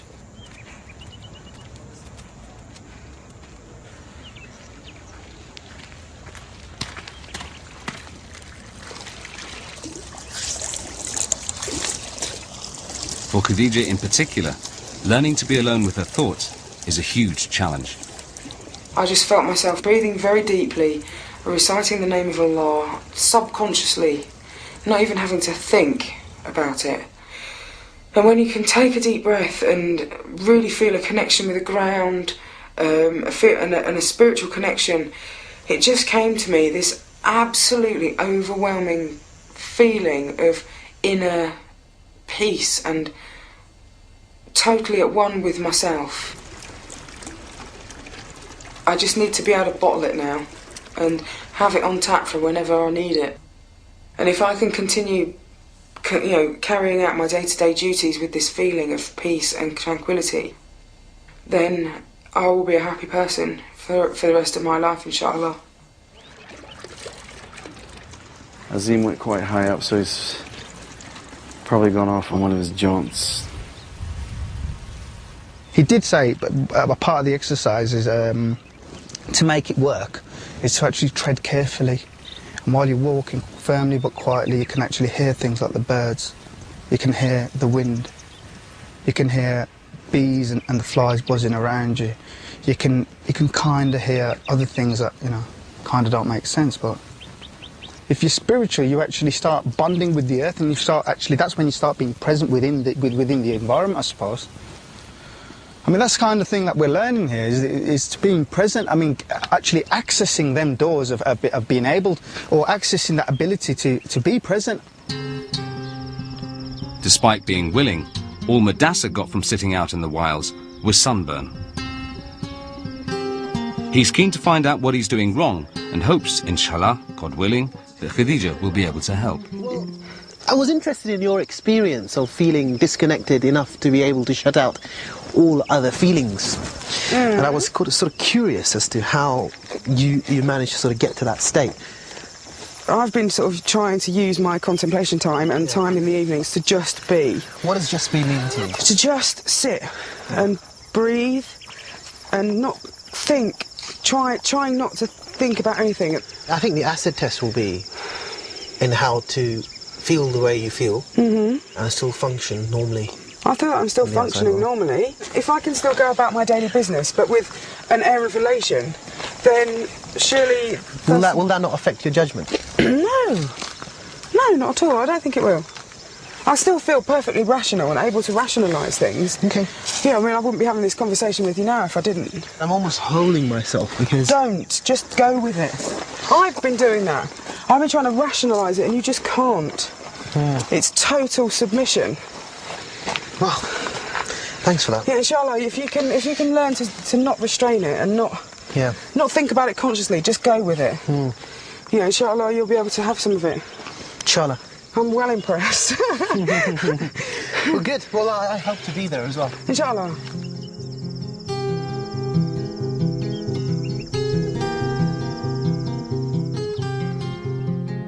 The group is getting to grips with the concept of presence, and Abdullah is keen to keep up the pressure. Today's class, led by religious scholar Iqbal, is the ultimate test. Being present to the reality of death and your own mortality. You release any air, whatever, then the rest... Iqbal addresses this unsettling concept by demonstrating the Islamic practice of washing the dead. Then the left. But you just need to... There's no dirt that you're trying to get out of. You just ritually purifying it. It's metaphorical. Yeah. She just lift. Yeah, that's it. So one of you would pull and the other would rub. But not too hard, just... Okay. It's a particularly sensitive subject, since each member of the group has had some close experience of death in their lives. It's all right, you just hold it. Both Simon and Khadija have survived life-threatening illnesses, while Midassa, Pom and Azim have lost loved ones. When she was just 12, Pom's older sister died of leukemia. The body just leaves the house for the graveyard. Thank you, Azim. Thank you very much. I want to ask Azim, how did he feel? I was thinking about death in my family. I've only really seen one person pass away. Okay. That was my grandma, and she lived with us for about 22 years. Uh-huh. I was imagining the texture of the skin, the way the eyes were, the smell, the feeling. Yes. So you were there. You were present. You were feeling those things. Well, yeah. For me, it was just a mixture of different feelings. Most of it was kind of the feeling that it's just had to happen. And it's written, and it's Qadr Allah, will of God. You know, we believe that the times of our birth and our death are appointed. Don't worry about it. It's okay. Don't worry about it. Yeah? Something that happens to everybody. Okay? Go on, sit down. Be brave. Chest out. Stiffen up your lip. No, it's my fault. It's alright. It's the only one thing it is certain. That's the only thing of certainty that we have in our lives is dying. But it's the thought that, we always try to get away from. Yeah? We don't want to face up to it. And the whole thing of presence is that you listen. You're there. I've always had this real feeling that death could be around the corner, and that's motivated me. And it's weird, but it's motivated me to do as much as I can with my life. Every second is valuable. I think having your father die so young and not knowing what he wanted from you, and being under his shadow, my father was a successful man, and it's driven me to where I am now. It's played a very, very strong role in my life. Do you want to say anything, Pam? Yeah, I mean, seeing Azim there, it kind of reminded me of being there when my sister died, and I wasn't kind of old enough at the time to process it, and I don't think I have. And I just kind of felt like I was there. All over again. Mm. My grandma used to say, God gives you a soul, and this body we've got is just a shell which He's given us for this soul. The soul lives on. That is what religion gives you guys, and that is what I don't have. I've looked death right in the face, and I'm scared shitless of dying. You know, if you're present with yourself, you actually shouldn't be afraid of death. When you are always present with your Lord, it doesn't matter if it's in this body or you've gone somewhere else, because you're always with Him. But it's this thing that you have to develop. It takes time. It doesn't come like this. But you actually learn. Iqbal's class has a profound effect on them all, especially Pom.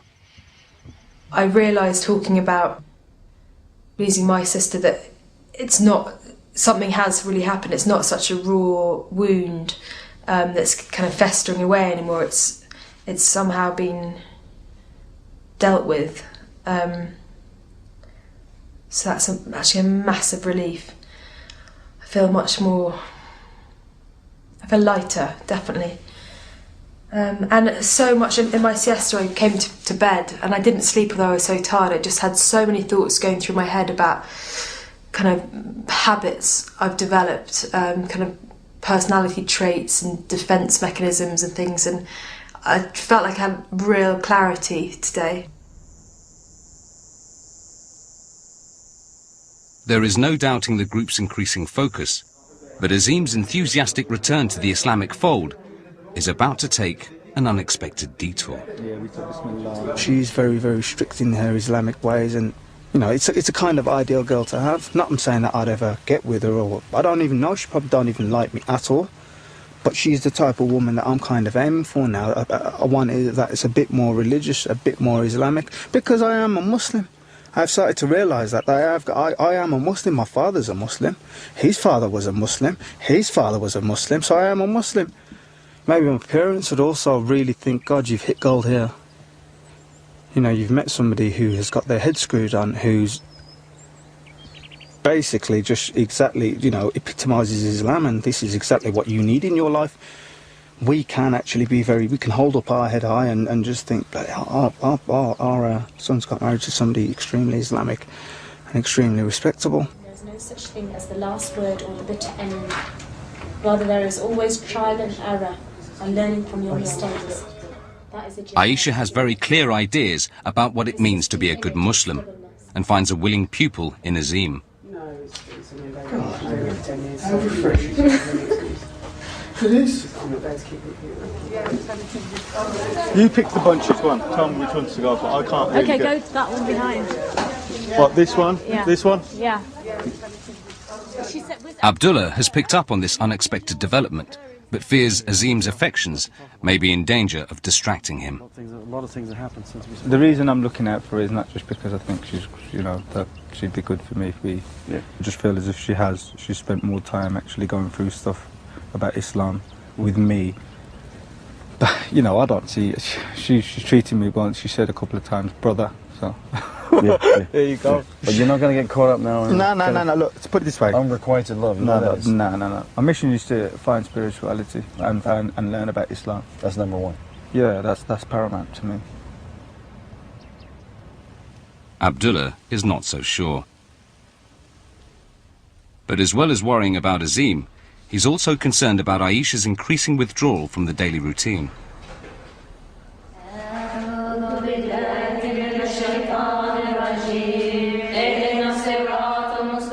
The women have gathered for the evening wadifa. While Khadija and Pom are happy to try and connect with the divine through the chanting, Aisha opts out, despite having agreed to attend.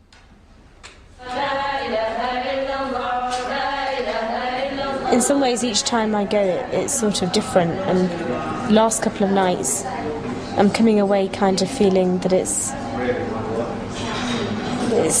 just in terms of atmosphere, it's sort of generally feeling little bit like a sing-song. maybe some people have enough of a chance, but it's just really not me.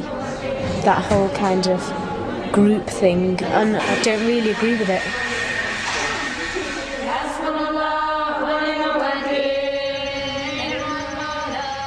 As well as going back on her commitment to attend the Wadifa, Aisha tries to convince Azim that chanting in congregation is wrong. For a lot of people, you could just be, what I was saying to you, you could just be reciting something, repeating it, and it just becomes something that is mechanical and is just pirate fashion, and you're not, it isn't anything to do with something that's connecting to your heart. It's just something you're just doing mechanically.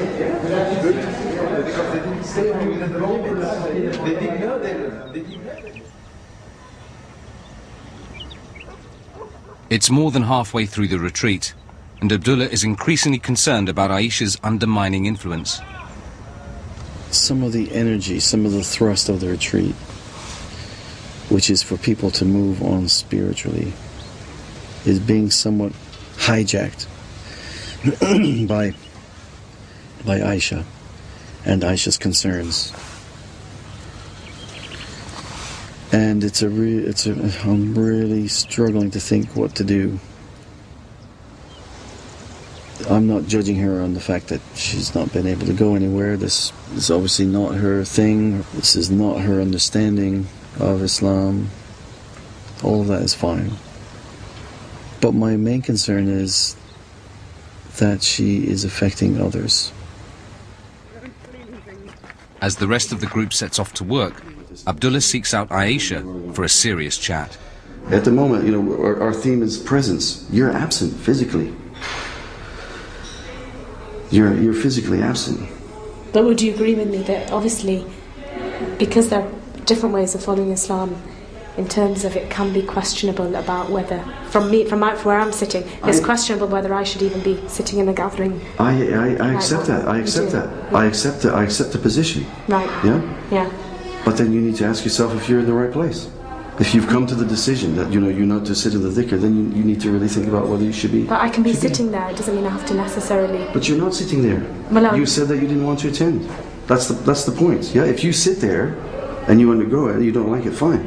Mm. But if you're not there, see, so with your being here, not partaking, in a sense, you do impinge on others as well. You impinge on others. You impinge on others' progress as well.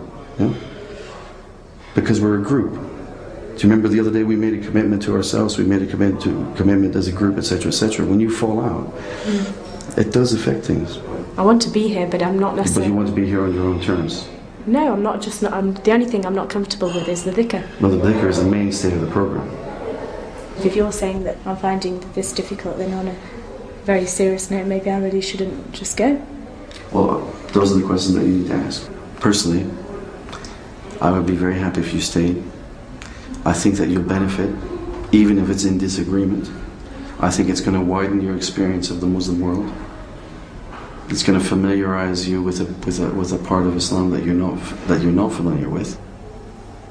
This is about you taking responsibility for your actions and your participation.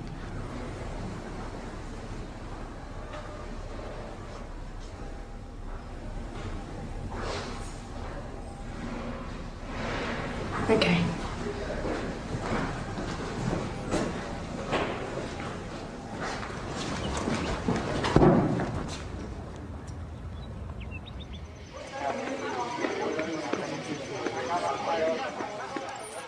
Aisha takes Abdullah's words as an ultimatum and turns to the group for support.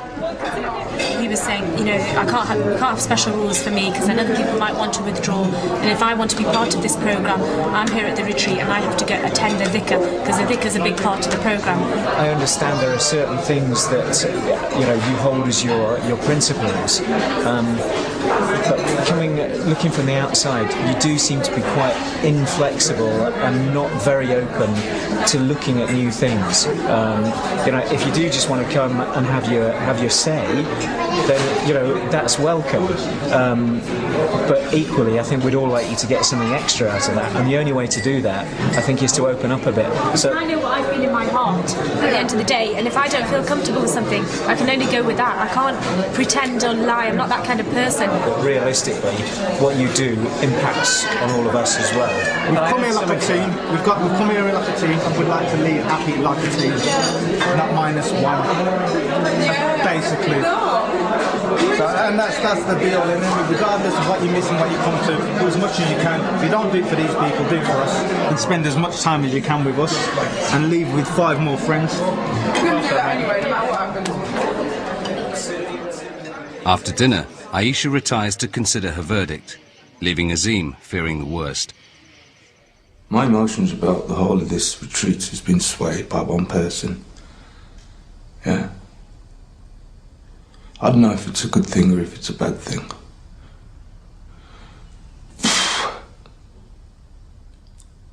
I'm enjoying doing the namaz, and I'm going along with other things.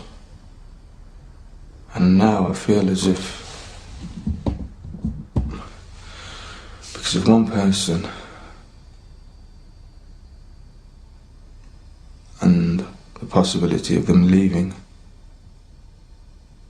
is going to sway the way I feel about this place.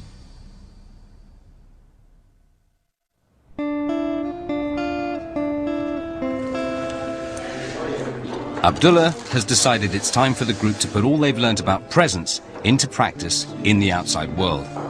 He's arranged a 2-day visit to Morocco. With just 14 kilometers separating Christian Spain from Islamic North Africa, it's an ideal opportunity for the group to experience Islam for real. With only minutes to spare, Aisha decides to join them.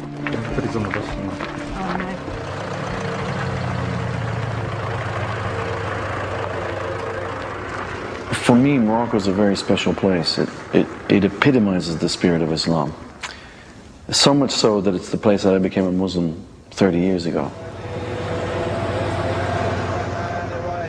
Knowing it as I do, I know that it can be quite overwhelming for someone who comes new to it for the first time.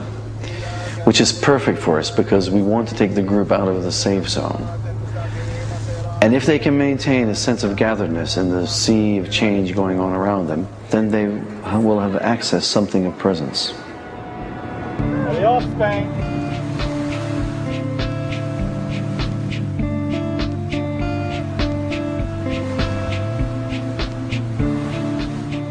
With its roots in the nomadic deserts of Arabia, travelling in company features heavily in the Islamic tradition. Learning to rise above the inevitable stresses and strains and dealing with the unexpected is seen as a way of deepening understanding of the self. Some of you may want to know where we're going tonight, where we're going to be, who we're going to be with. Guess what? I don't know. What I want you to be present to is that it's what we call tawakkullah. We're placing ourselves in the hands of Allah, and we're just going to fall backwards, and we're going to hope that we're going to get caught. The only arrangement Abdullah has made is to visit an Islamic scholar he knows in the city of Tetuan, 26 miles away.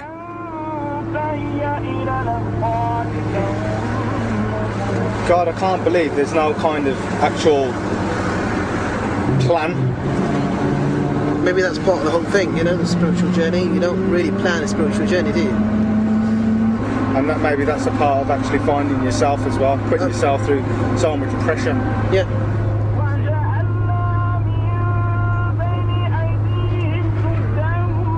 For their whole time in Morocco, Abdullah is relying entirely on the hospitality of Sufi friends.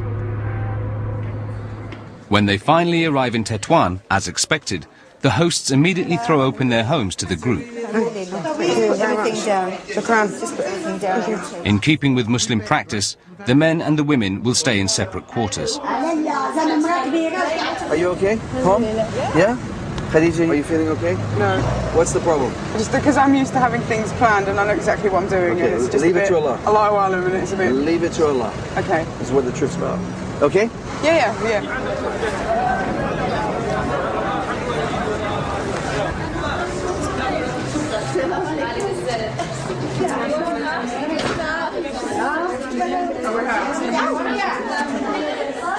Tired and unsettled, Khadija's ability to be present in the moment has deserted her.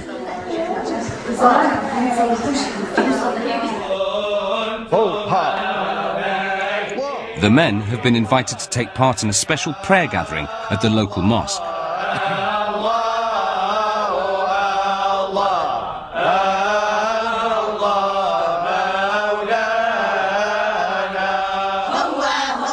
And the women to attend a wadifa.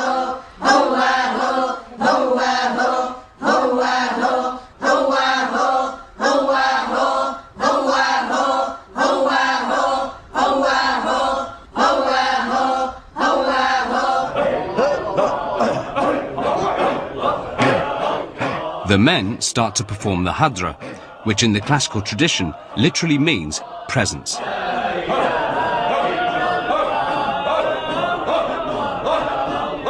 It's believed that by reciting the names of Allah, the hadra is a way of getting closer to God.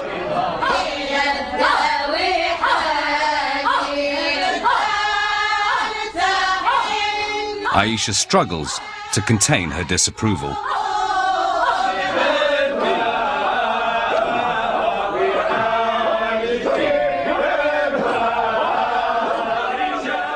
Sufis believe that when they experience a connection to the divine, it causes a momentary physical response similar to an electric shock.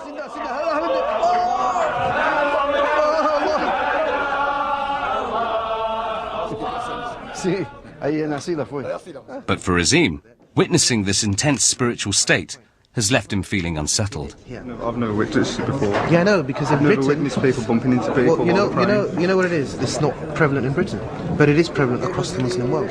Is it a spiritual thing that's happening here? Yes, of course it is. So it's not purely Islamic then? It's not purely Islamic. So what I'm trying to say, what's happening here? Yeah. It's more spiritual than anything, because you're saying they're going into a spiritual state. Yeah, but spirituality is intertwined with Islam. No, what I'm trying to say, when they go into a state, when they're going into a state, what's happening? So is that because they're so religious that they lose control? Yeah, that's what's going on. Yeah, it's called. Yeah. Right. So that's more of a spiritual thing going on than an Islamic thing going on. Why are you separating the two? Why are you keen on separating the two? For them, for these guys here, this is the epitome of their Islam. For somebody else, this might not be their thing. For them, the epitome of their Islam might be something totally different. But I don't understand why you're so keen on separating the two. They're too intertwined. No, I'm not. I'm not separating them. I'm trying throughout Islamic lands, right, it is established that this is how a lot of people. It is funny. I've never seen it before. Guys, come in here, yeah? Come down here, yeah? Namaste. Wanna? What they're saying to me is that they're so intoxicated with the love of God that they're falling all over the place.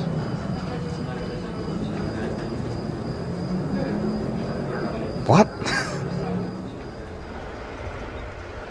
Next day, Abdullah arranges a visit to the tomb of a famous Muslim saint. But after the excitement of the night before, Madassa is still on a spiritual high. I'm learning to see the deeper significance of what's going on. I'm learning to allow what's going on to affect me and to taste it. I have to taste it. And I think I'm beginning to do that. But he's still troubled by Azim's dismissive attitude. I've got a mark on my face. Last night, it seemed to me that he was trying to say that what these guys are doing is wrong. And for me, being in that, being all kind of, you're trying to say that how I'm feeling right now is wrong? What gives you the right to say that? And I think that's been influenced by Aisha. Yesterday, he sent a text message from my mobile phone to Aisha, saying, I know what you mean about this bumping around stuff. I've seen it now. You know, that implied that our conversation makes sense. So she's obviously filled him up with some preconceptions that he's come here with, and then he's gone, woo-hoo. You see, that, I saw that, and that's what made me angry.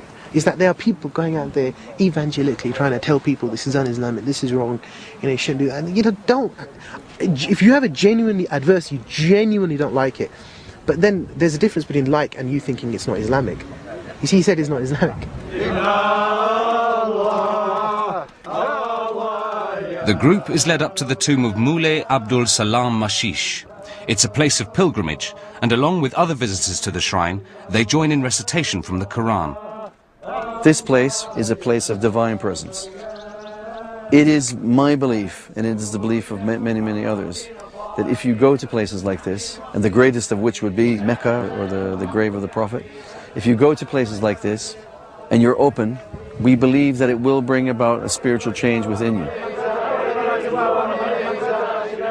Spiritual change is already a reality for Madassa, but with the exception of Pom, the rest of the group seems unwilling or unable to engage.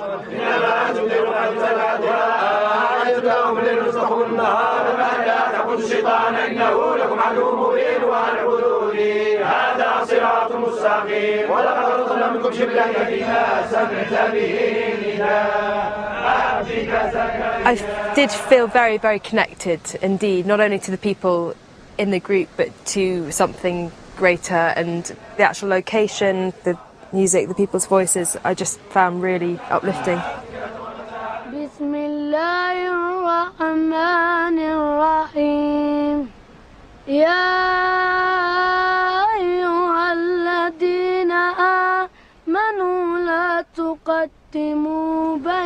I looked into those people's faces, honestly, to the right of us. Yeah. I felt frightened. I've never been in a religious gathering and felt scared. It's all right, as long as I can cope with it there, but not in the community. Weird stuff. I'm a Muslim as well. If there's something here, it should touch my heart to, you know. Can't feel it, can't see it. The trip to Morocco has split the group and threatens to disrupt the retreat. But the final week would produce even more unforeseen results. Okay, so I guess the cat's out of the bag. I had what I consider to be a spiritual experience. You know, it's not as if I'm lusting after the woman. I'm looking at the bigger picture. She might, you know, just come through. I might have really backed the right horse. I had so many jokes before I came out. Oh God, you're going to come back with a hijab and you're going to be a Muslim. Oh. But, you know, maybe I will. في الكونين نهواه بدر جميع الورى في حسنه تاه. So the final week of retreat here on BBC Two next Monday, same time, 9 o'clock.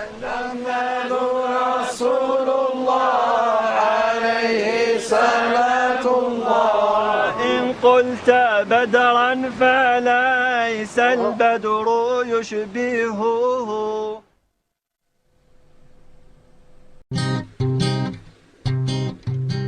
Last summer, 3 men and 3 women volunteered to spend 4 weeks searching their souls at an Islamic retreat in southern Spain.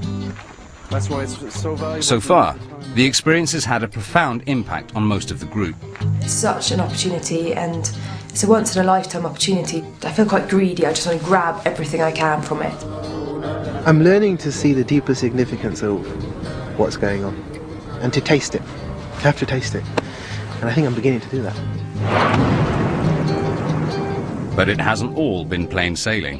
Well, you need to go and read it, Aisha, because that's totally not what I just read. Don't read the book. So rude? Well, I just was thinking, oh, God, can't we just accept the differences and stop criticising each other? Leading the retreat is Abdullah Trevathan, a university lecturer and a respected teacher within the Muslim community. I think coming on the retreat has been a unique opportunity for them all. But this last week is going to be really tough. I think if they want to get the most out of it, they need to lay aside their differences, focus in on what we're doing, and then I think the experience could be life-changing.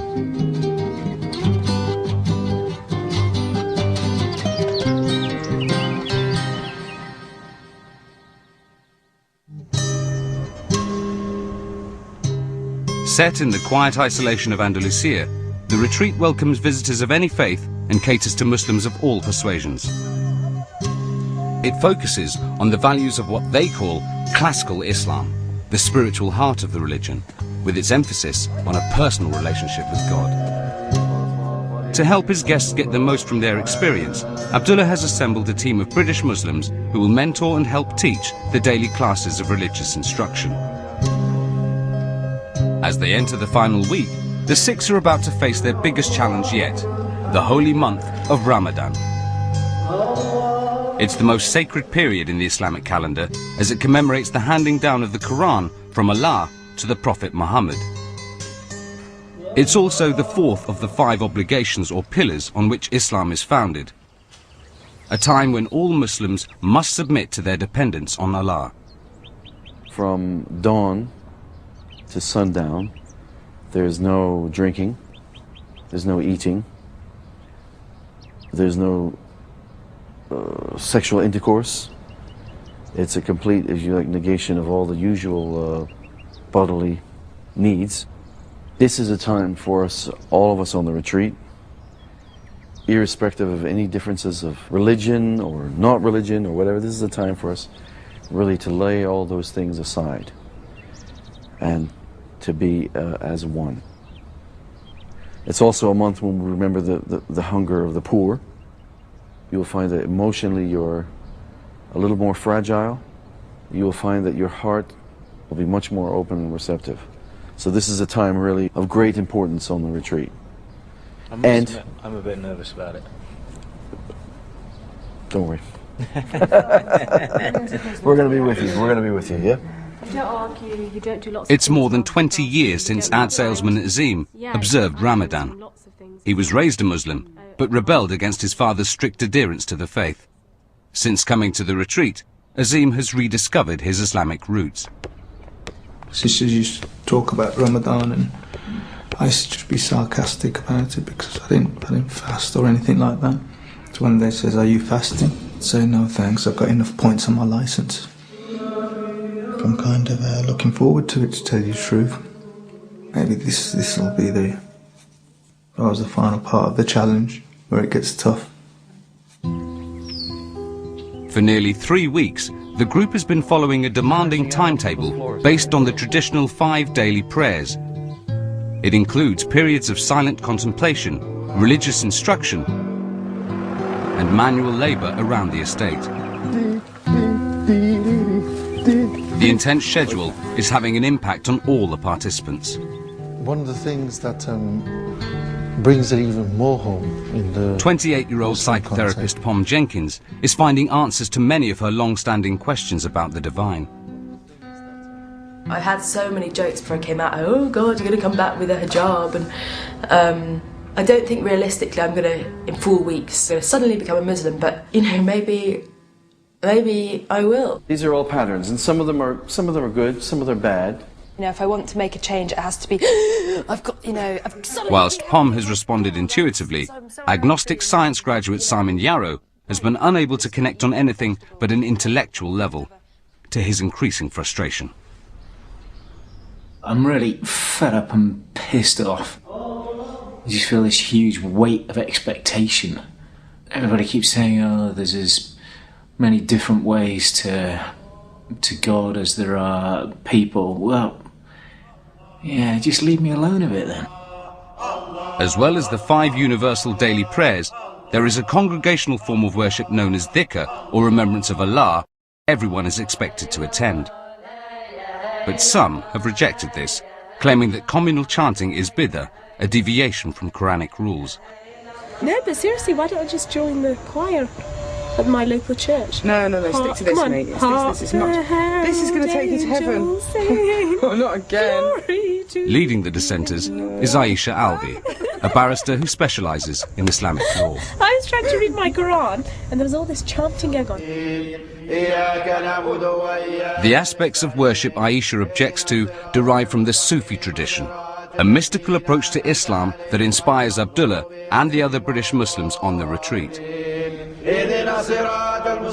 Despite trying to be as open-minded as possible, I think I'm finding quite a few of the concepts and the beliefs difficult and uncomfortable because they don't fit with, and I wouldn't say my understanding of Islam, but very much an understanding of Islam that goes across the rest of the Muslim world. How do you know you're not just destroying the tree here. You know what, Aisha? Yeah. I might swear at you. You're so rude.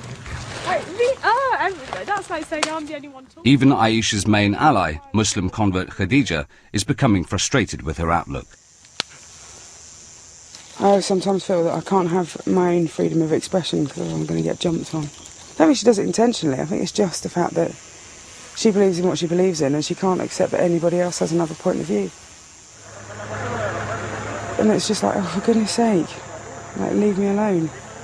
Leave me alone to do my own thing.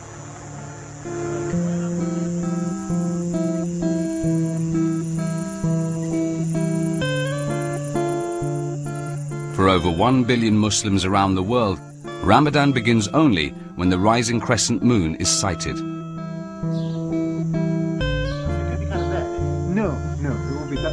Though a Muslim, businessman Madassa Ahmed admits he only ever went through the motions of praying. Now, for the first time, he's connecting with the spiritual side of his faith. As a Muslim, you're always well aware of the fact that Ramadan is meant to be the time when you really ought to feel as spiritually nourished as possible. My Ramadans over the past 2 or 3 years have not been like that. When you're fasting and you're working, you kind of miss out on the whole sort of essence of the whole thing. And over here I hope to recapture the essence and through that feel better, feel more connected. And I've got a very good feeling about this Ramadan. I've got a very good feeling about it. I mean, I think it's amazing that it's culminated in this. It's just surreal. The point of a sagra. Yeah. Oh, and yeah, then yeah, the yeah, right yeah. of it. Oh my God. Look, yeah. Yes. Can you see it? Yeah, you can Very see nice. it. Yeah. Was it a mist? Oh, the cloud. Oh, let's take a look. It's coming up by the cloud. The sighting of the new moon signals the start of Ramadan. It will continue for the rest of the retreat and 3 weeks beyond. Allahu Akbar, Allahu Akbar.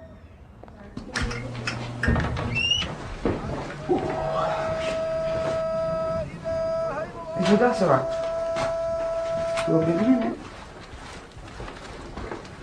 Get up, you lazy tosser. You're not up at all, you're horizontal, come on. The fast begins at sunrise, so an early breakfast is the last opportunity to eat or drink until the evening, after the sun has set. Not even water is permitted. Even I couldn't eat that at this time in the morning. Yeah, but you have to. And I could eat anything usually. Well, we have like mash. Well, as in mashed potato? Yep. You get this thing in the red packet, you just add water in it.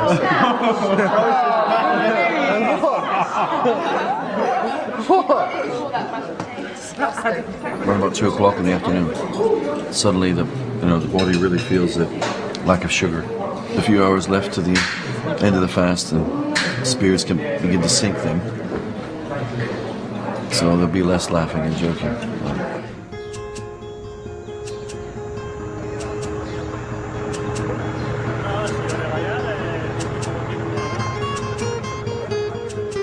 Even during the fast of Ramadan, work must go on.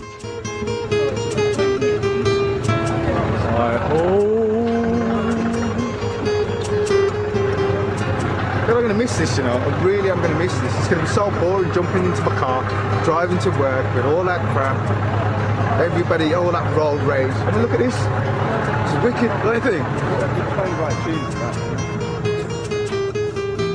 think? By late morning, the group is starting to get a taste of what's to come. Got up for breakfast and had a very decent breakfast that was focusing on the food and actually forgot about the liquid side, which is a fairly fundamental side. And it's now, you know, in direct sun, doing quite a lot of physical labour, and I've got like a fluffy tongue already. I feel quite...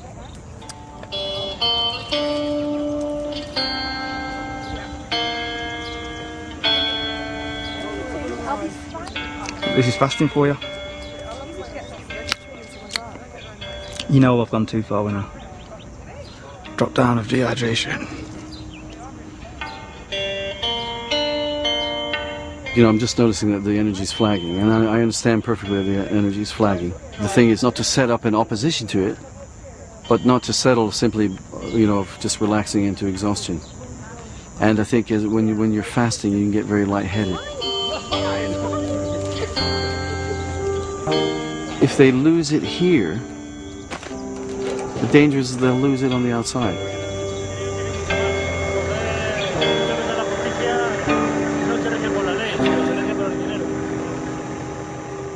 With energy levels flagging and no revitalizing lunch to break up the day, a sweltering afternoon during Ramadan leaves plenty of time for inward reflection.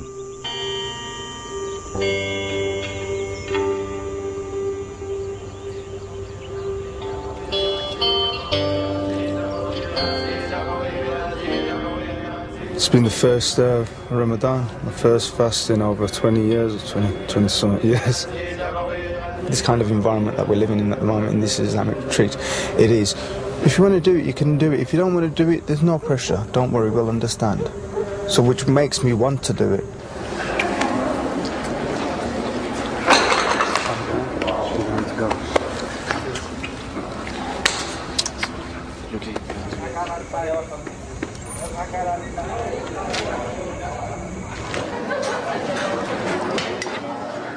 And it was a really nice ritual to all gather in the mosque at the evening prayer, and it was just really touching actually.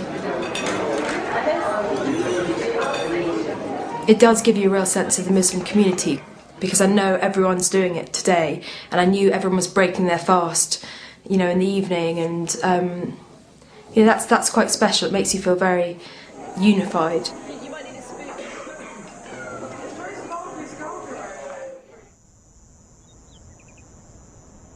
Each week, Abdullah takes the group out into the wilderness for a period of silent meditation.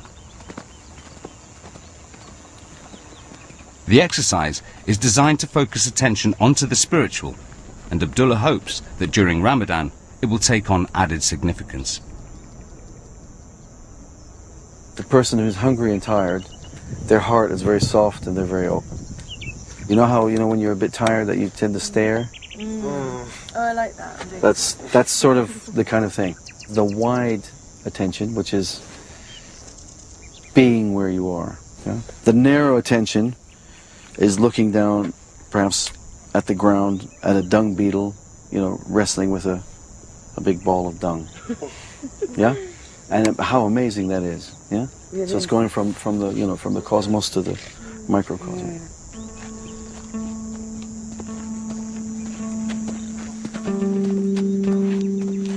If you don't put into the struggle enough, you're not going to get anything out of it.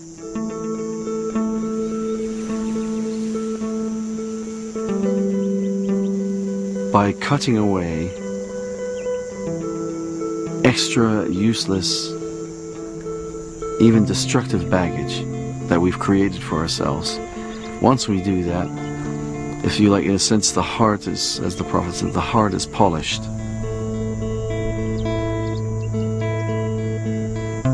The heart is polished and it's able to reflect the divine light.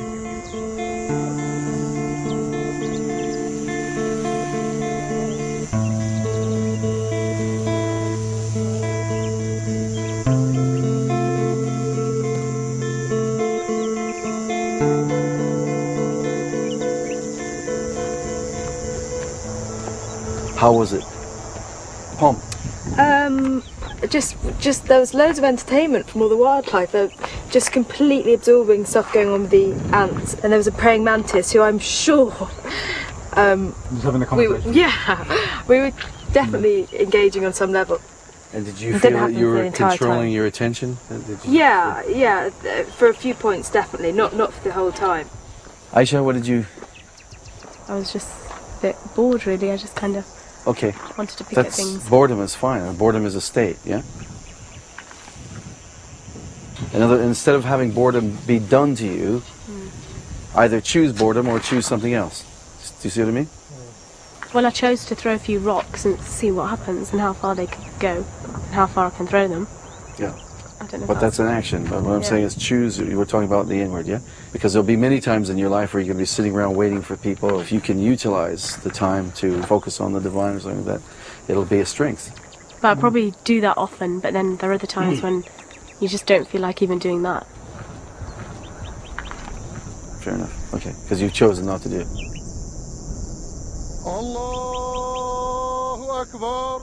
Abdullah accepts that Aisha will do her own thing, but is concerned that a continued skepticism is undermining the experience for other people. Bring myself back to... Good.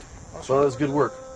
While Pom is finding that Islam does offer her answers about the God she has always somehow known, Aisha's attitude is becoming a problem. Don't sleep.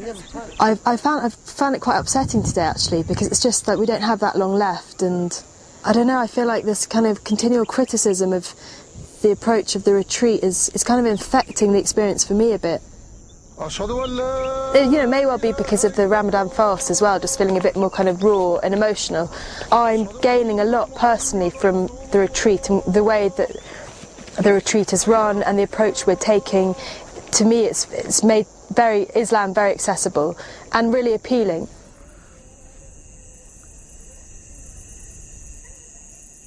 That evening, it emerges that Simon, by far the most sceptical member of the group, did experience something out in the wilderness. Okay, so I guess the cat's out of the bag. I had what I consider to be a spiritual experience.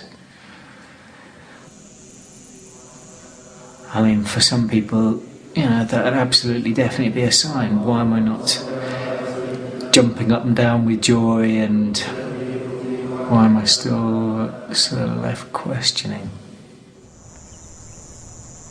By the next day, Simon's news has spread. I have heard rumor of you having a spiritual experience. It could have been that, I don't know. Don't be pessimistic. Yeah. Because you can kill it. And you, of all people, don't want to kill that. Yeah, you're right. So what happened? I just said to God, if you exist, I would really like to know you, to have a relationship with you. Yeah, and then just this voice came back, and it wasn't an outside voice. I mean, it wasn't like there was a clap of thunder, and just sort of said, well, just believe, and that was it. But for me, I'm still having a... Well, yeah, but hold on, the word said just believe. The thing is now, did you believe? Probably not. I've had all these people saying, oh, just let go, dive in. I mentally, physically, emotionally don't understand what they mean by that, that I'm not doing already. Okay, you have to rest the rational mind. You just got to rest that rational mind. And part of the fear, I think, that you're feeling, or part of the nervousness, if you like, is the letting go. Yeah.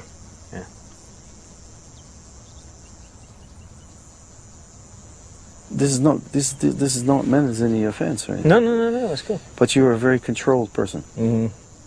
You're very controlled. And then it means that somehow or other you're going to have to let go of something. But it doesn't mean that you will go under, or be drowned, or be overwhelmed. And nor do you have to think at this point in time, or at any point in time, of any particular religious observances.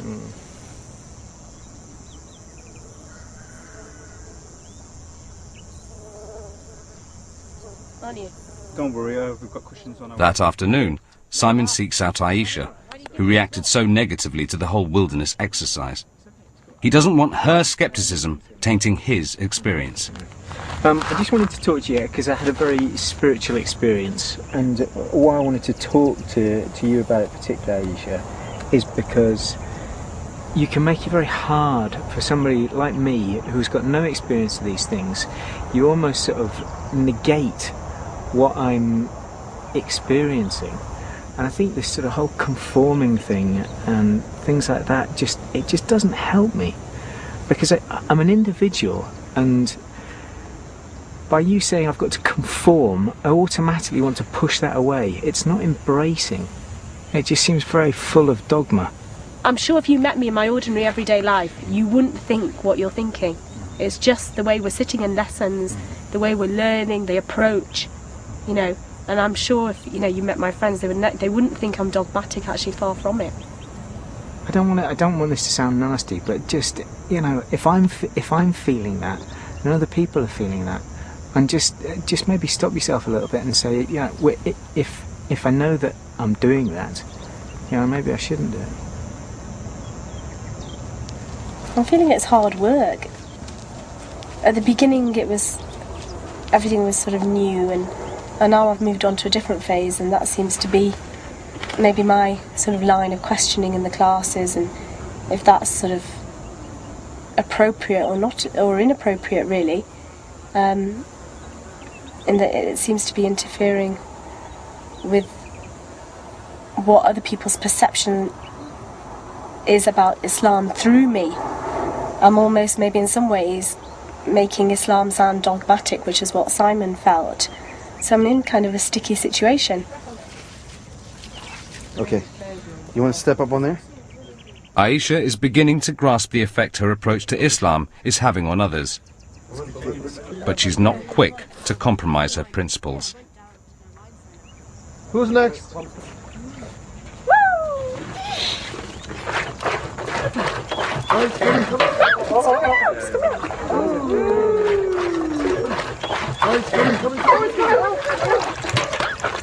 Next patient. Looks like we're called henna. Yeah. Okay. Today's work involves crushing grapes for their juice, and while the other Muslim women on the retreat don't feel the need to cover their feet, Aisha insists on covering hers with plastic bin bags. Would it be very Islamic to roll my trousers up in front of all these men and expose myself? We're fasting. So this is the Islamic way of doing it while still joining in the activity. And I want to stamp on grapes too. And it's much more hygienic. You're going to have to take the plastic off, but it's going to rip. No, I don't mind it ripping, but as long as I've covered when I come out. Well, you'll all just have to look away when I come out. Okay, we'll do that. That's Islamic modesty. Back foot up. I'm going to fall in. Well, that's the point. You'll squish them when you fall in. Okay, off you go. Right, Bismillah. Go on, now start running. Gosh. Just go like this. I wanted to say something to you. Your camise is going to get... Yeah. It's already stained. But can we lift this up? No, because it's too tight. Right, shall we ask the men to... To look the other way. To go away? Alright. No, but there's a camera, so that's all the same. Have you been sent away? Well, okay.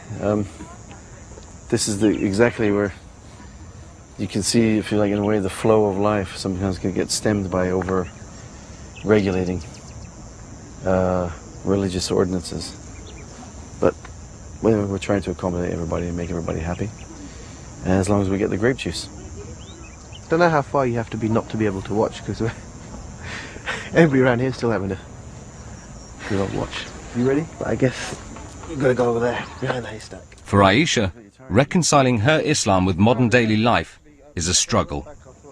It's a constant battle to strive to be a good Muslim, definitely. But it's my personal struggle, and it's the standards that I set for myself. Travelling here alone, is that allowed?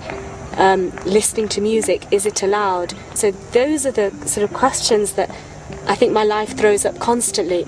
And you know, yes, I lapse, and I'm not as good a Muslim as I should be more than often. Maybe this perception that's possibly coming across of being somebody who's very holier than thou, I'm definitely far from that, definitely.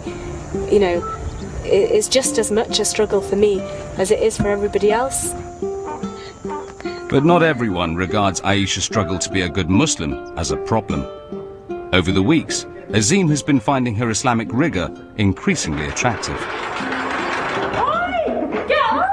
Hold on, it's stuck. Do I look like I'm at the circus? It's stuck. That's fine. Yalla, yalla. I'm kind of closer to her than any of them because I'm attracted to her in a certain way. And I suppose she's not attracted to me. She was, mind you. You know, she can't speak her mind because of Islam. You know what I mean? She near enough to a certain degree kind of confides in me with certain things. To me, I'm not being funny, but I don't know, this might be really blasphemous, but love is a lot stronger than religion. to me. You know.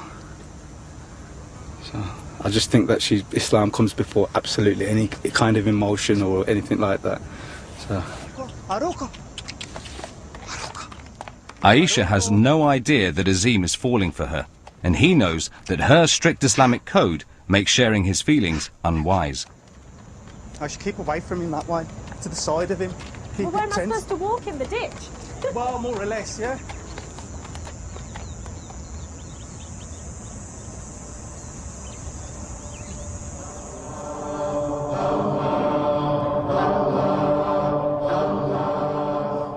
Pom is also finding Islam increasingly attractive, though for different reasons. I have been looking for a way to kind of regulate my connection to God, and I think this probably is it.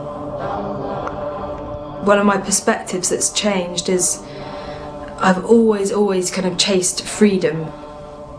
Timetables and things just made me feel so trapped. But this is submitting to some kind of structure and framework of timetables. Just affords you a massive amount of freedom. It's the opposite to what I thought it was. And the whole kind of Muslim-Islam thing, they're just words, they're just labels. It's all it is trusting in a system that millions of other people have committed to and find solace in. You know, and where can the harm in that be? This morning, Azim, who's also enjoyed attending prayers, has failed to turn up. He's up in the hills, struggling with the realization that he's probably not the type of man for Aisha. I feel silly. She's probably going to get married to somebody who's a lot more religious. And the person that she may marry, I'm fighting the idea that she'd be better off with him, if you know what I mean. I think, you know, he's probably going to be better for her, career-wise or Islamically, or because you can't just survive on personality, can you, really? What happens, happens, but I've just changed the type of woman I feel is attractive now. I'm not just going to see something that shines and think, that's gold. Sometimes when gold is covered with black cloth, that's when the challenge is, and it's protected as well, isn't it, when it's covered with black cloth.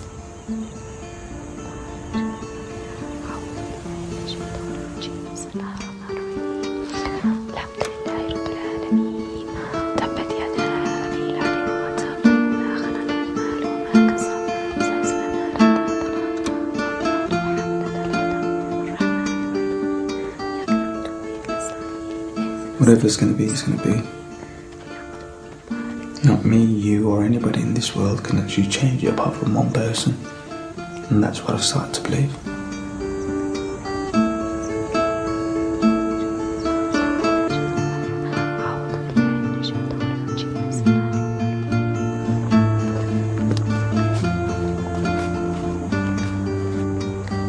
My fixation with something first led me to disappointment.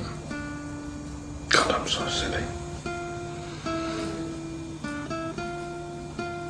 What I've done is detach myself from the outcome.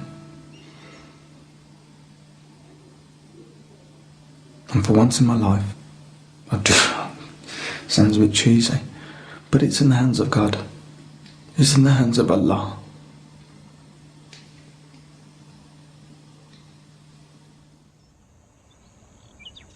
Abdullah hopes that when they leave the retreat, the group will apply what it's learnt to life in the outside world.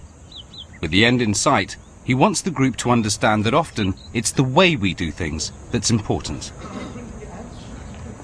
Every week or so here, we slaughter one of the lambs for our food. We use traditional halal methods as stipulated in the Quran.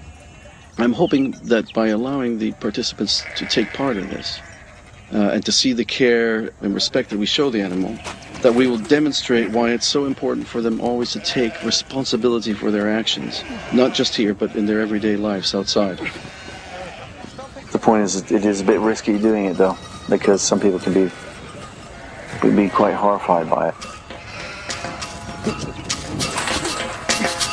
Is this how you have to catch a sheep? Is different? I had it. Stop it!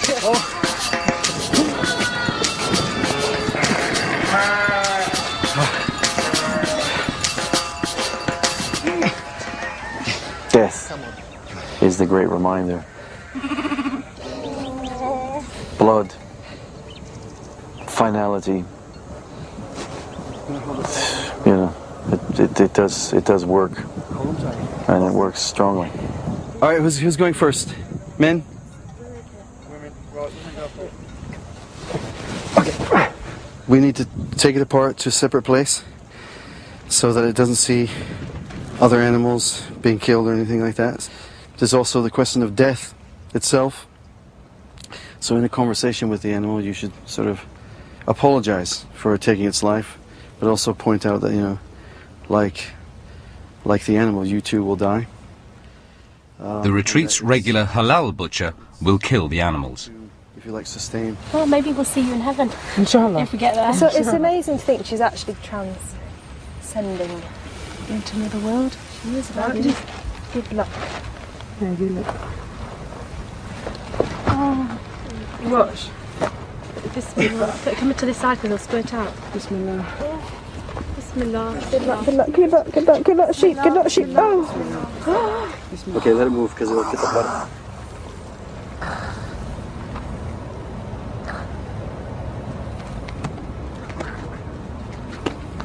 Those are the throats. Those are just the nerves, yeah?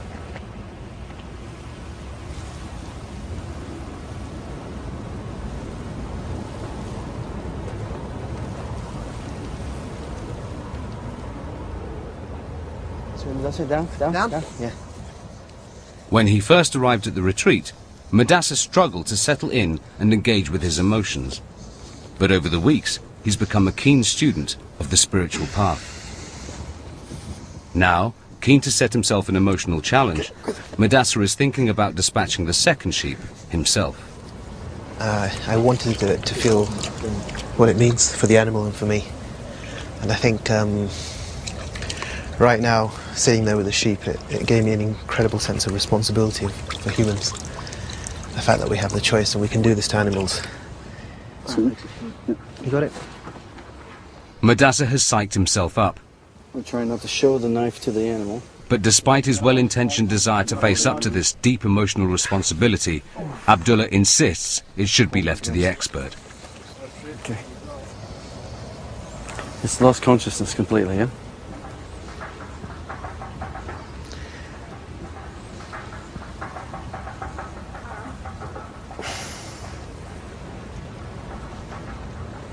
Has he?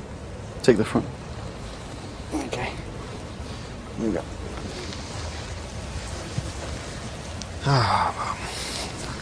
To be mentally prepared to kill something and then not to kill it is a unique feeling. But I'm really kind of traumatized that I couldn't do it. But what are you traumatised about? Where is the trauma in that? Or that the sheep suffered? Both, a bit of both. Since arriving, Madasseh has been struggling to overcome his belief that emotions are negative and hold you back. To Abdullah, his response to the slaughter could be significant. Yeah. Well, I just wanted to talk to you because when it didn't work out, I saw really saw Madasseh. The veil lifted, and I saw some real emotion. Yeah. You want to do more of that. So there is no failure here. It's not a question of failure. Yeah? Not being able to have done the act, it's in its own way, it's quite affects you. MashaAllah, you know, it's the will of God. Yeah.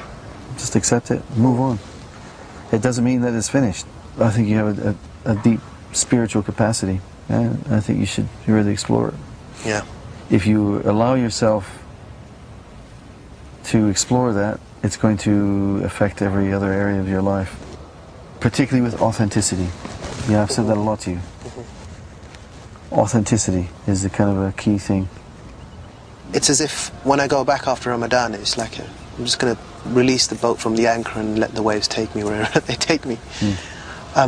God will decide what lesson you need to learn at what time and what means what to you and when. And it promises to be an exciting journey. Yeah, it's been sobering. Yeah, it's sobering.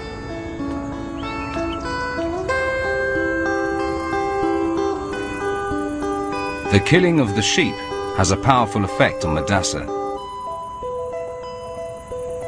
Pom's response later that night is slightly more unusual. I fell asleep into a kind of really deep sleep for a few minutes and had this dream. We were having a lesson, like one of the classes that we have here on the retreat. There was this flock of sheep next to us, and then I realised that one of the sheep was kind of resting on me, and I instinctively felt really at home with it and was happy that it was resting on me.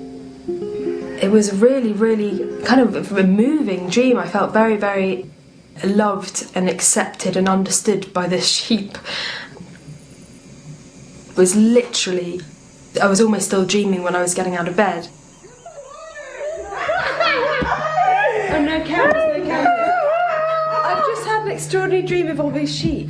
He put his paws, each paw. Then it suddenly popped into my head that I saw this clear page in a book I read in the library here, and I could see this line that was actually highlit in my head, and it said the derivative of the word Sufi is from wool.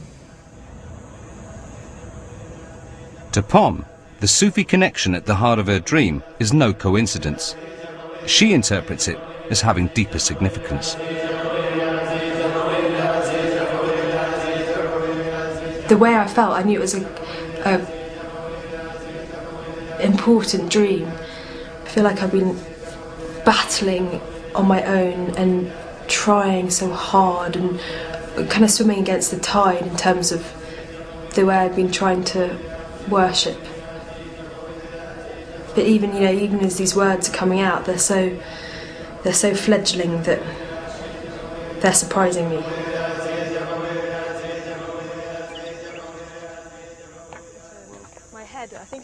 Pom has spent 4 weeks immersing herself in Islam.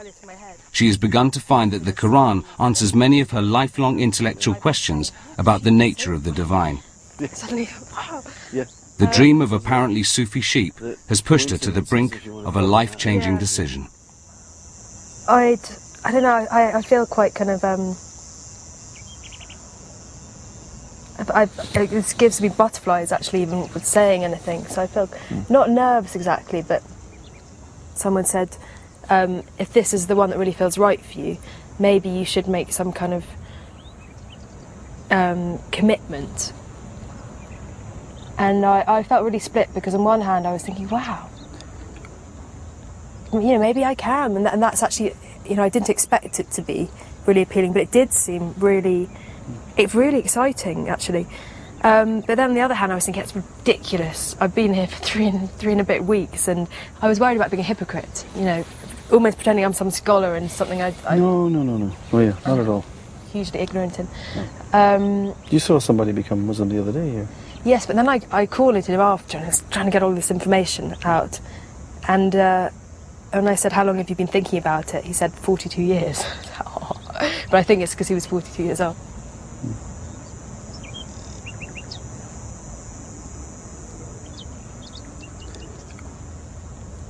So, I think you need to make your decision. Well, I think I have. It's going to mean a profound change. I'm comfortable with that. I'd like to do it. Okay. What I'm going to do is I'm going to repeat to you these words. I'm going to repeat. All anyone has to do to become a Muslim is to repeat in good faith the words, I declare that there is no God but Allah, and that Muhammad is his last and final messenger.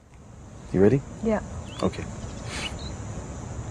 Ashhadu an Ashhadu an la ilaha illallah لا إله إلا الله وأشهد وأشهد محمد رسول الله. محمد رسول الله.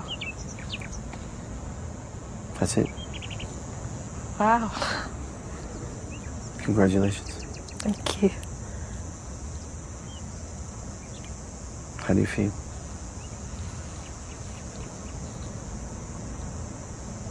I feel all I can say is right, really. It's just very, very glad, very... So relieved that it's over? Yeah, relieved it's over and really kind of hopeful, I think, and excited, and but not in a kind of daunted way at all. Just yeah, good.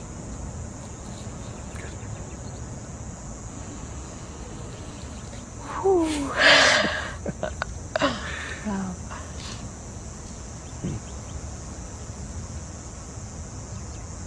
Yes, it's dramatic in that I wasn't a Muslim 5 minutes ago and now I am. But it's not dramatic because I'm not changing who I'm worshipping, and I'm not changing myself. So, yeah, it just feels like a kind of natural enhancement. And I feel because over these 4 weeks I've begun to feel more and more and more accepted and familiar with Islam and the way things have been run on this retreat, I kind of feel like I'm home rather than I've arrived somewhere new and strange. After ghusl, a ritual shower, Pom announces her decision. Thanks very much. I'm not going to lean too far over because I think she's the epitome of the English Muslim, because in the United Kingdom, really, there's a need to create a culture, not preserve a culture, not preserve a Moroccan or an Egyptian or a Pakistani or an Indian way, but the need to create a British Islam, which meets the spiritual needs of the British people in modern times. Allahu Akbar. Yeah. Yeah.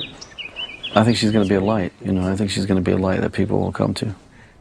We've got a new sheep in the fold. Gosh, that's amazing. It's amazing, isn't it? You don't all have to end up like her. Just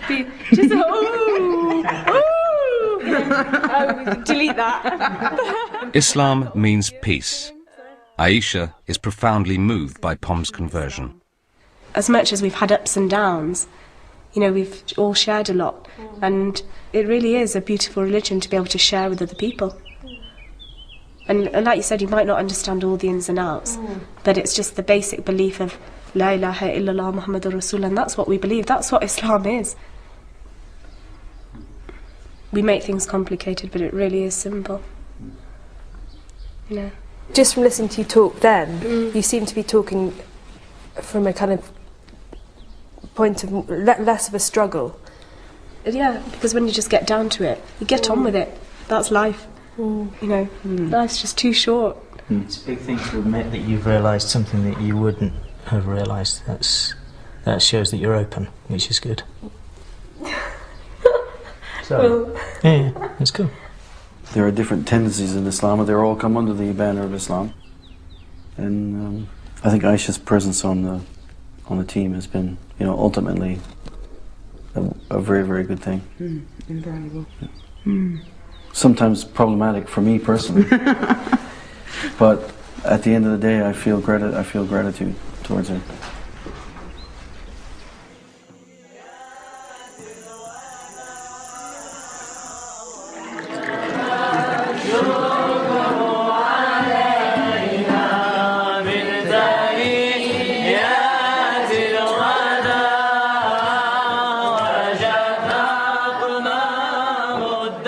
Long story short, I am now a Muslim. It's really kind of didn't know this was going to happen today when I woke up this morning. I feel really excited that I found my way. I found the way, for me. And I feel like I've been looking for so long, and it's such relief to like go, oh, it's here, and I'm here, and it kind of feels like I'm home.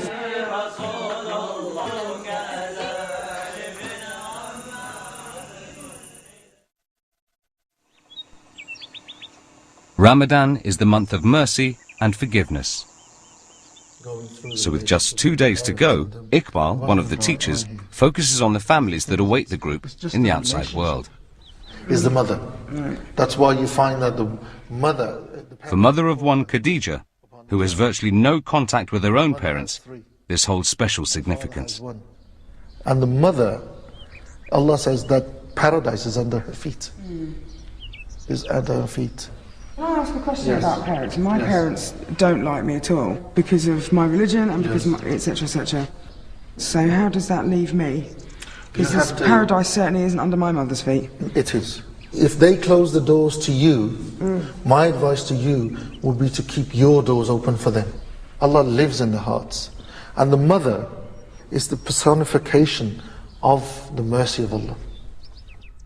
Azim is unusually quiet throughout the lesson. Like Khadija, relations with his parents and particularly his father have always been difficult. You can see who that is, can't you? I should be doing that a bit more. Somehow it doesn't have the same effect kissing a photo. Maybe I should put that into practice, huh? Yeah?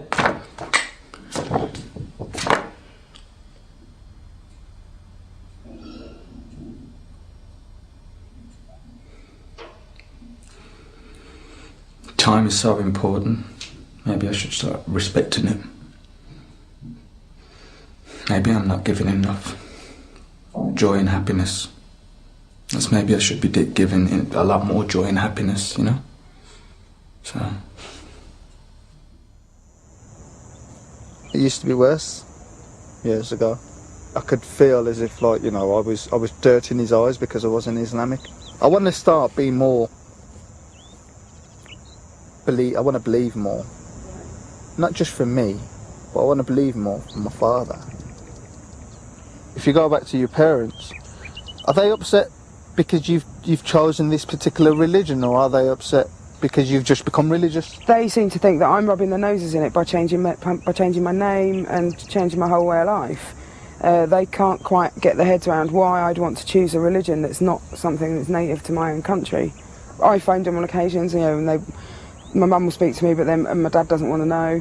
Well, I mean, as Sufi Iqbal was saying, maybe both of us should try and make that step forward, try and actually...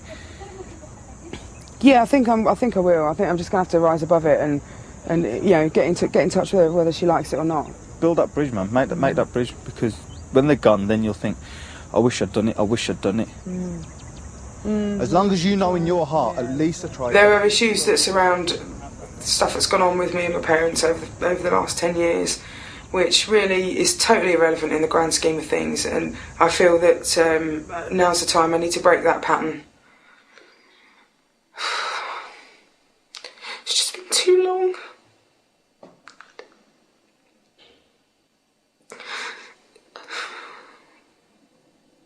It was just too long a time to spend messing around and trying to make excuses.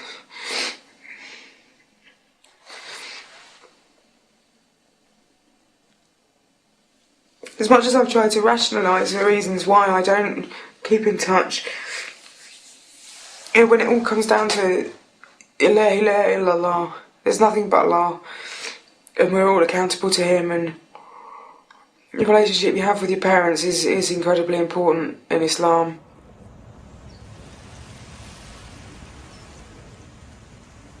Simon is meeting his mentor, Rahma, for the last time. He's still trying to work out whether or not he can just believe. I mean, the important thing probably that I'm going to have to take away from here is this spiritual experience that I had. Didn't say to me, you know, become a Muslim or, you know, become a Jew or any of these things. It just said, just believe.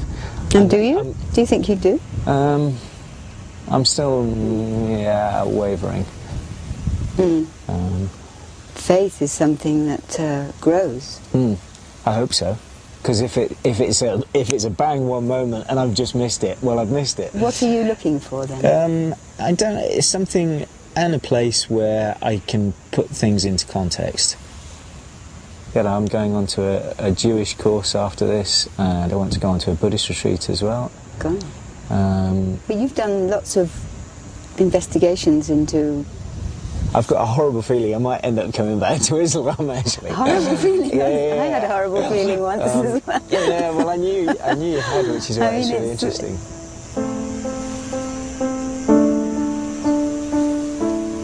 The challenge is to accept God.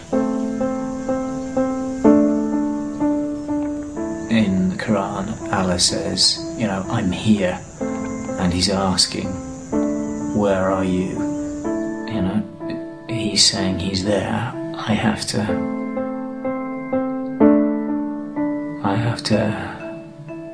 answer Him.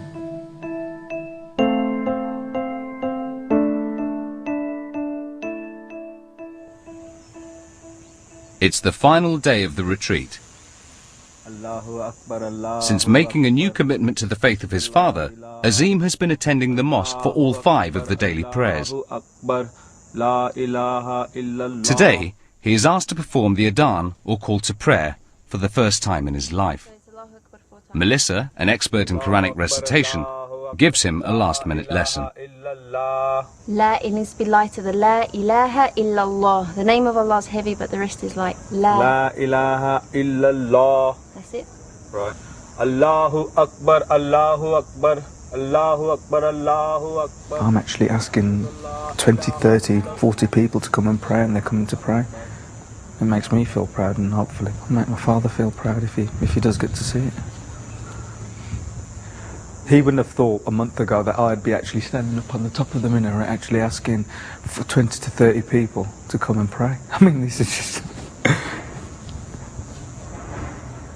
It's not amazing, it's just mind-blowing, it's absolutely mind-blowing.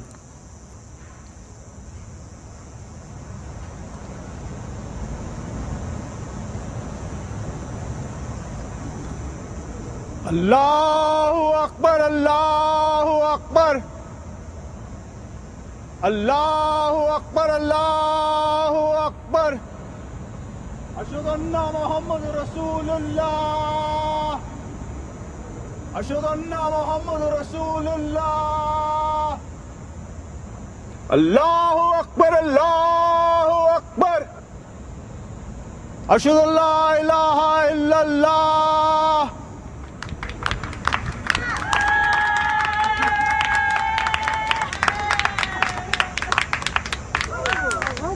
Yeah, Cool seriously, my hairs went up, up. You didn't even know the adhan. You were asking me a day ago, what's the adhan? You didn't even know the adhan. Tell you what, you've got a bloody big gobble, like you coming at me at 5 o'clock in the morning. You're missing the prayer, quick. Go on, run at the wind. Suddenly. Salah, suddenly. Go on, after you. Right, come on, Khadija. After 4 weeks at the retreat, it is time to return to the outside world. People need this, that's all I can say. People need to allow Allah to touch their lives. The feeling is amazing. They need to allow that to happen. So, I mean, for me personally, this has been the mother of all retreats, as they say.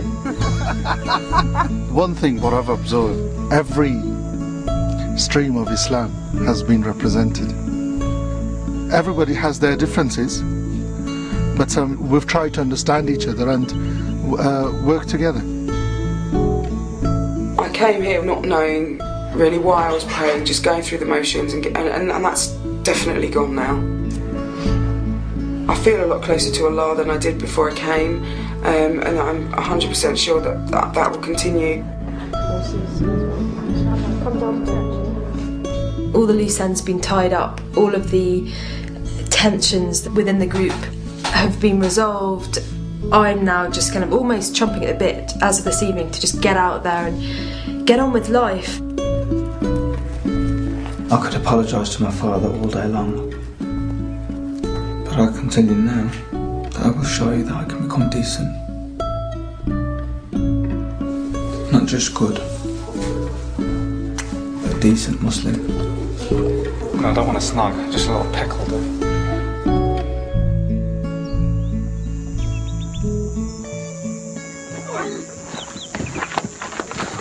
It's going to be things are going to... You know, you got some thinking to do when you get back. Yeah. But Yeah? I see. You were thinking before, anyway. Whatever's happening back in the UK, if there's terrorists or bombs or everything, it's got nothing to do with what you've experienced here. Absolutely nothing to do. Gonna kind of measure. Yeah. So, Yeah. pace it. Yeah. Don't expect your dad to be like, yeah, wow, fantastic, yeah? I know he's not going to be. Yeah. You just take everything on the chin. Yeah? Aisha, assalamu alaikum. Have a good trip.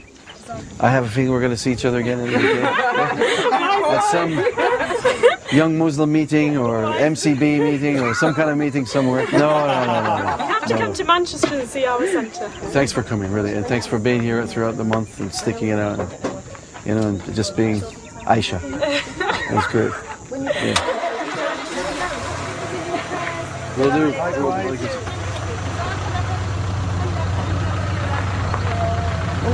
Allahu Akbar, Allahu Akbar. Ashhadu an la ilaha illallah. Ashhadu an la ilaha illallah. Ashhadu anna Muhammad Rasulullah. Ashhadu anna Muhammad Rasulullah. Hayya ala salat. Hayya ala salat. Hayya ala al-falah. Hayya ala al-falah. Allahu Akbar, Allahu Akbar. La ilaha illallah.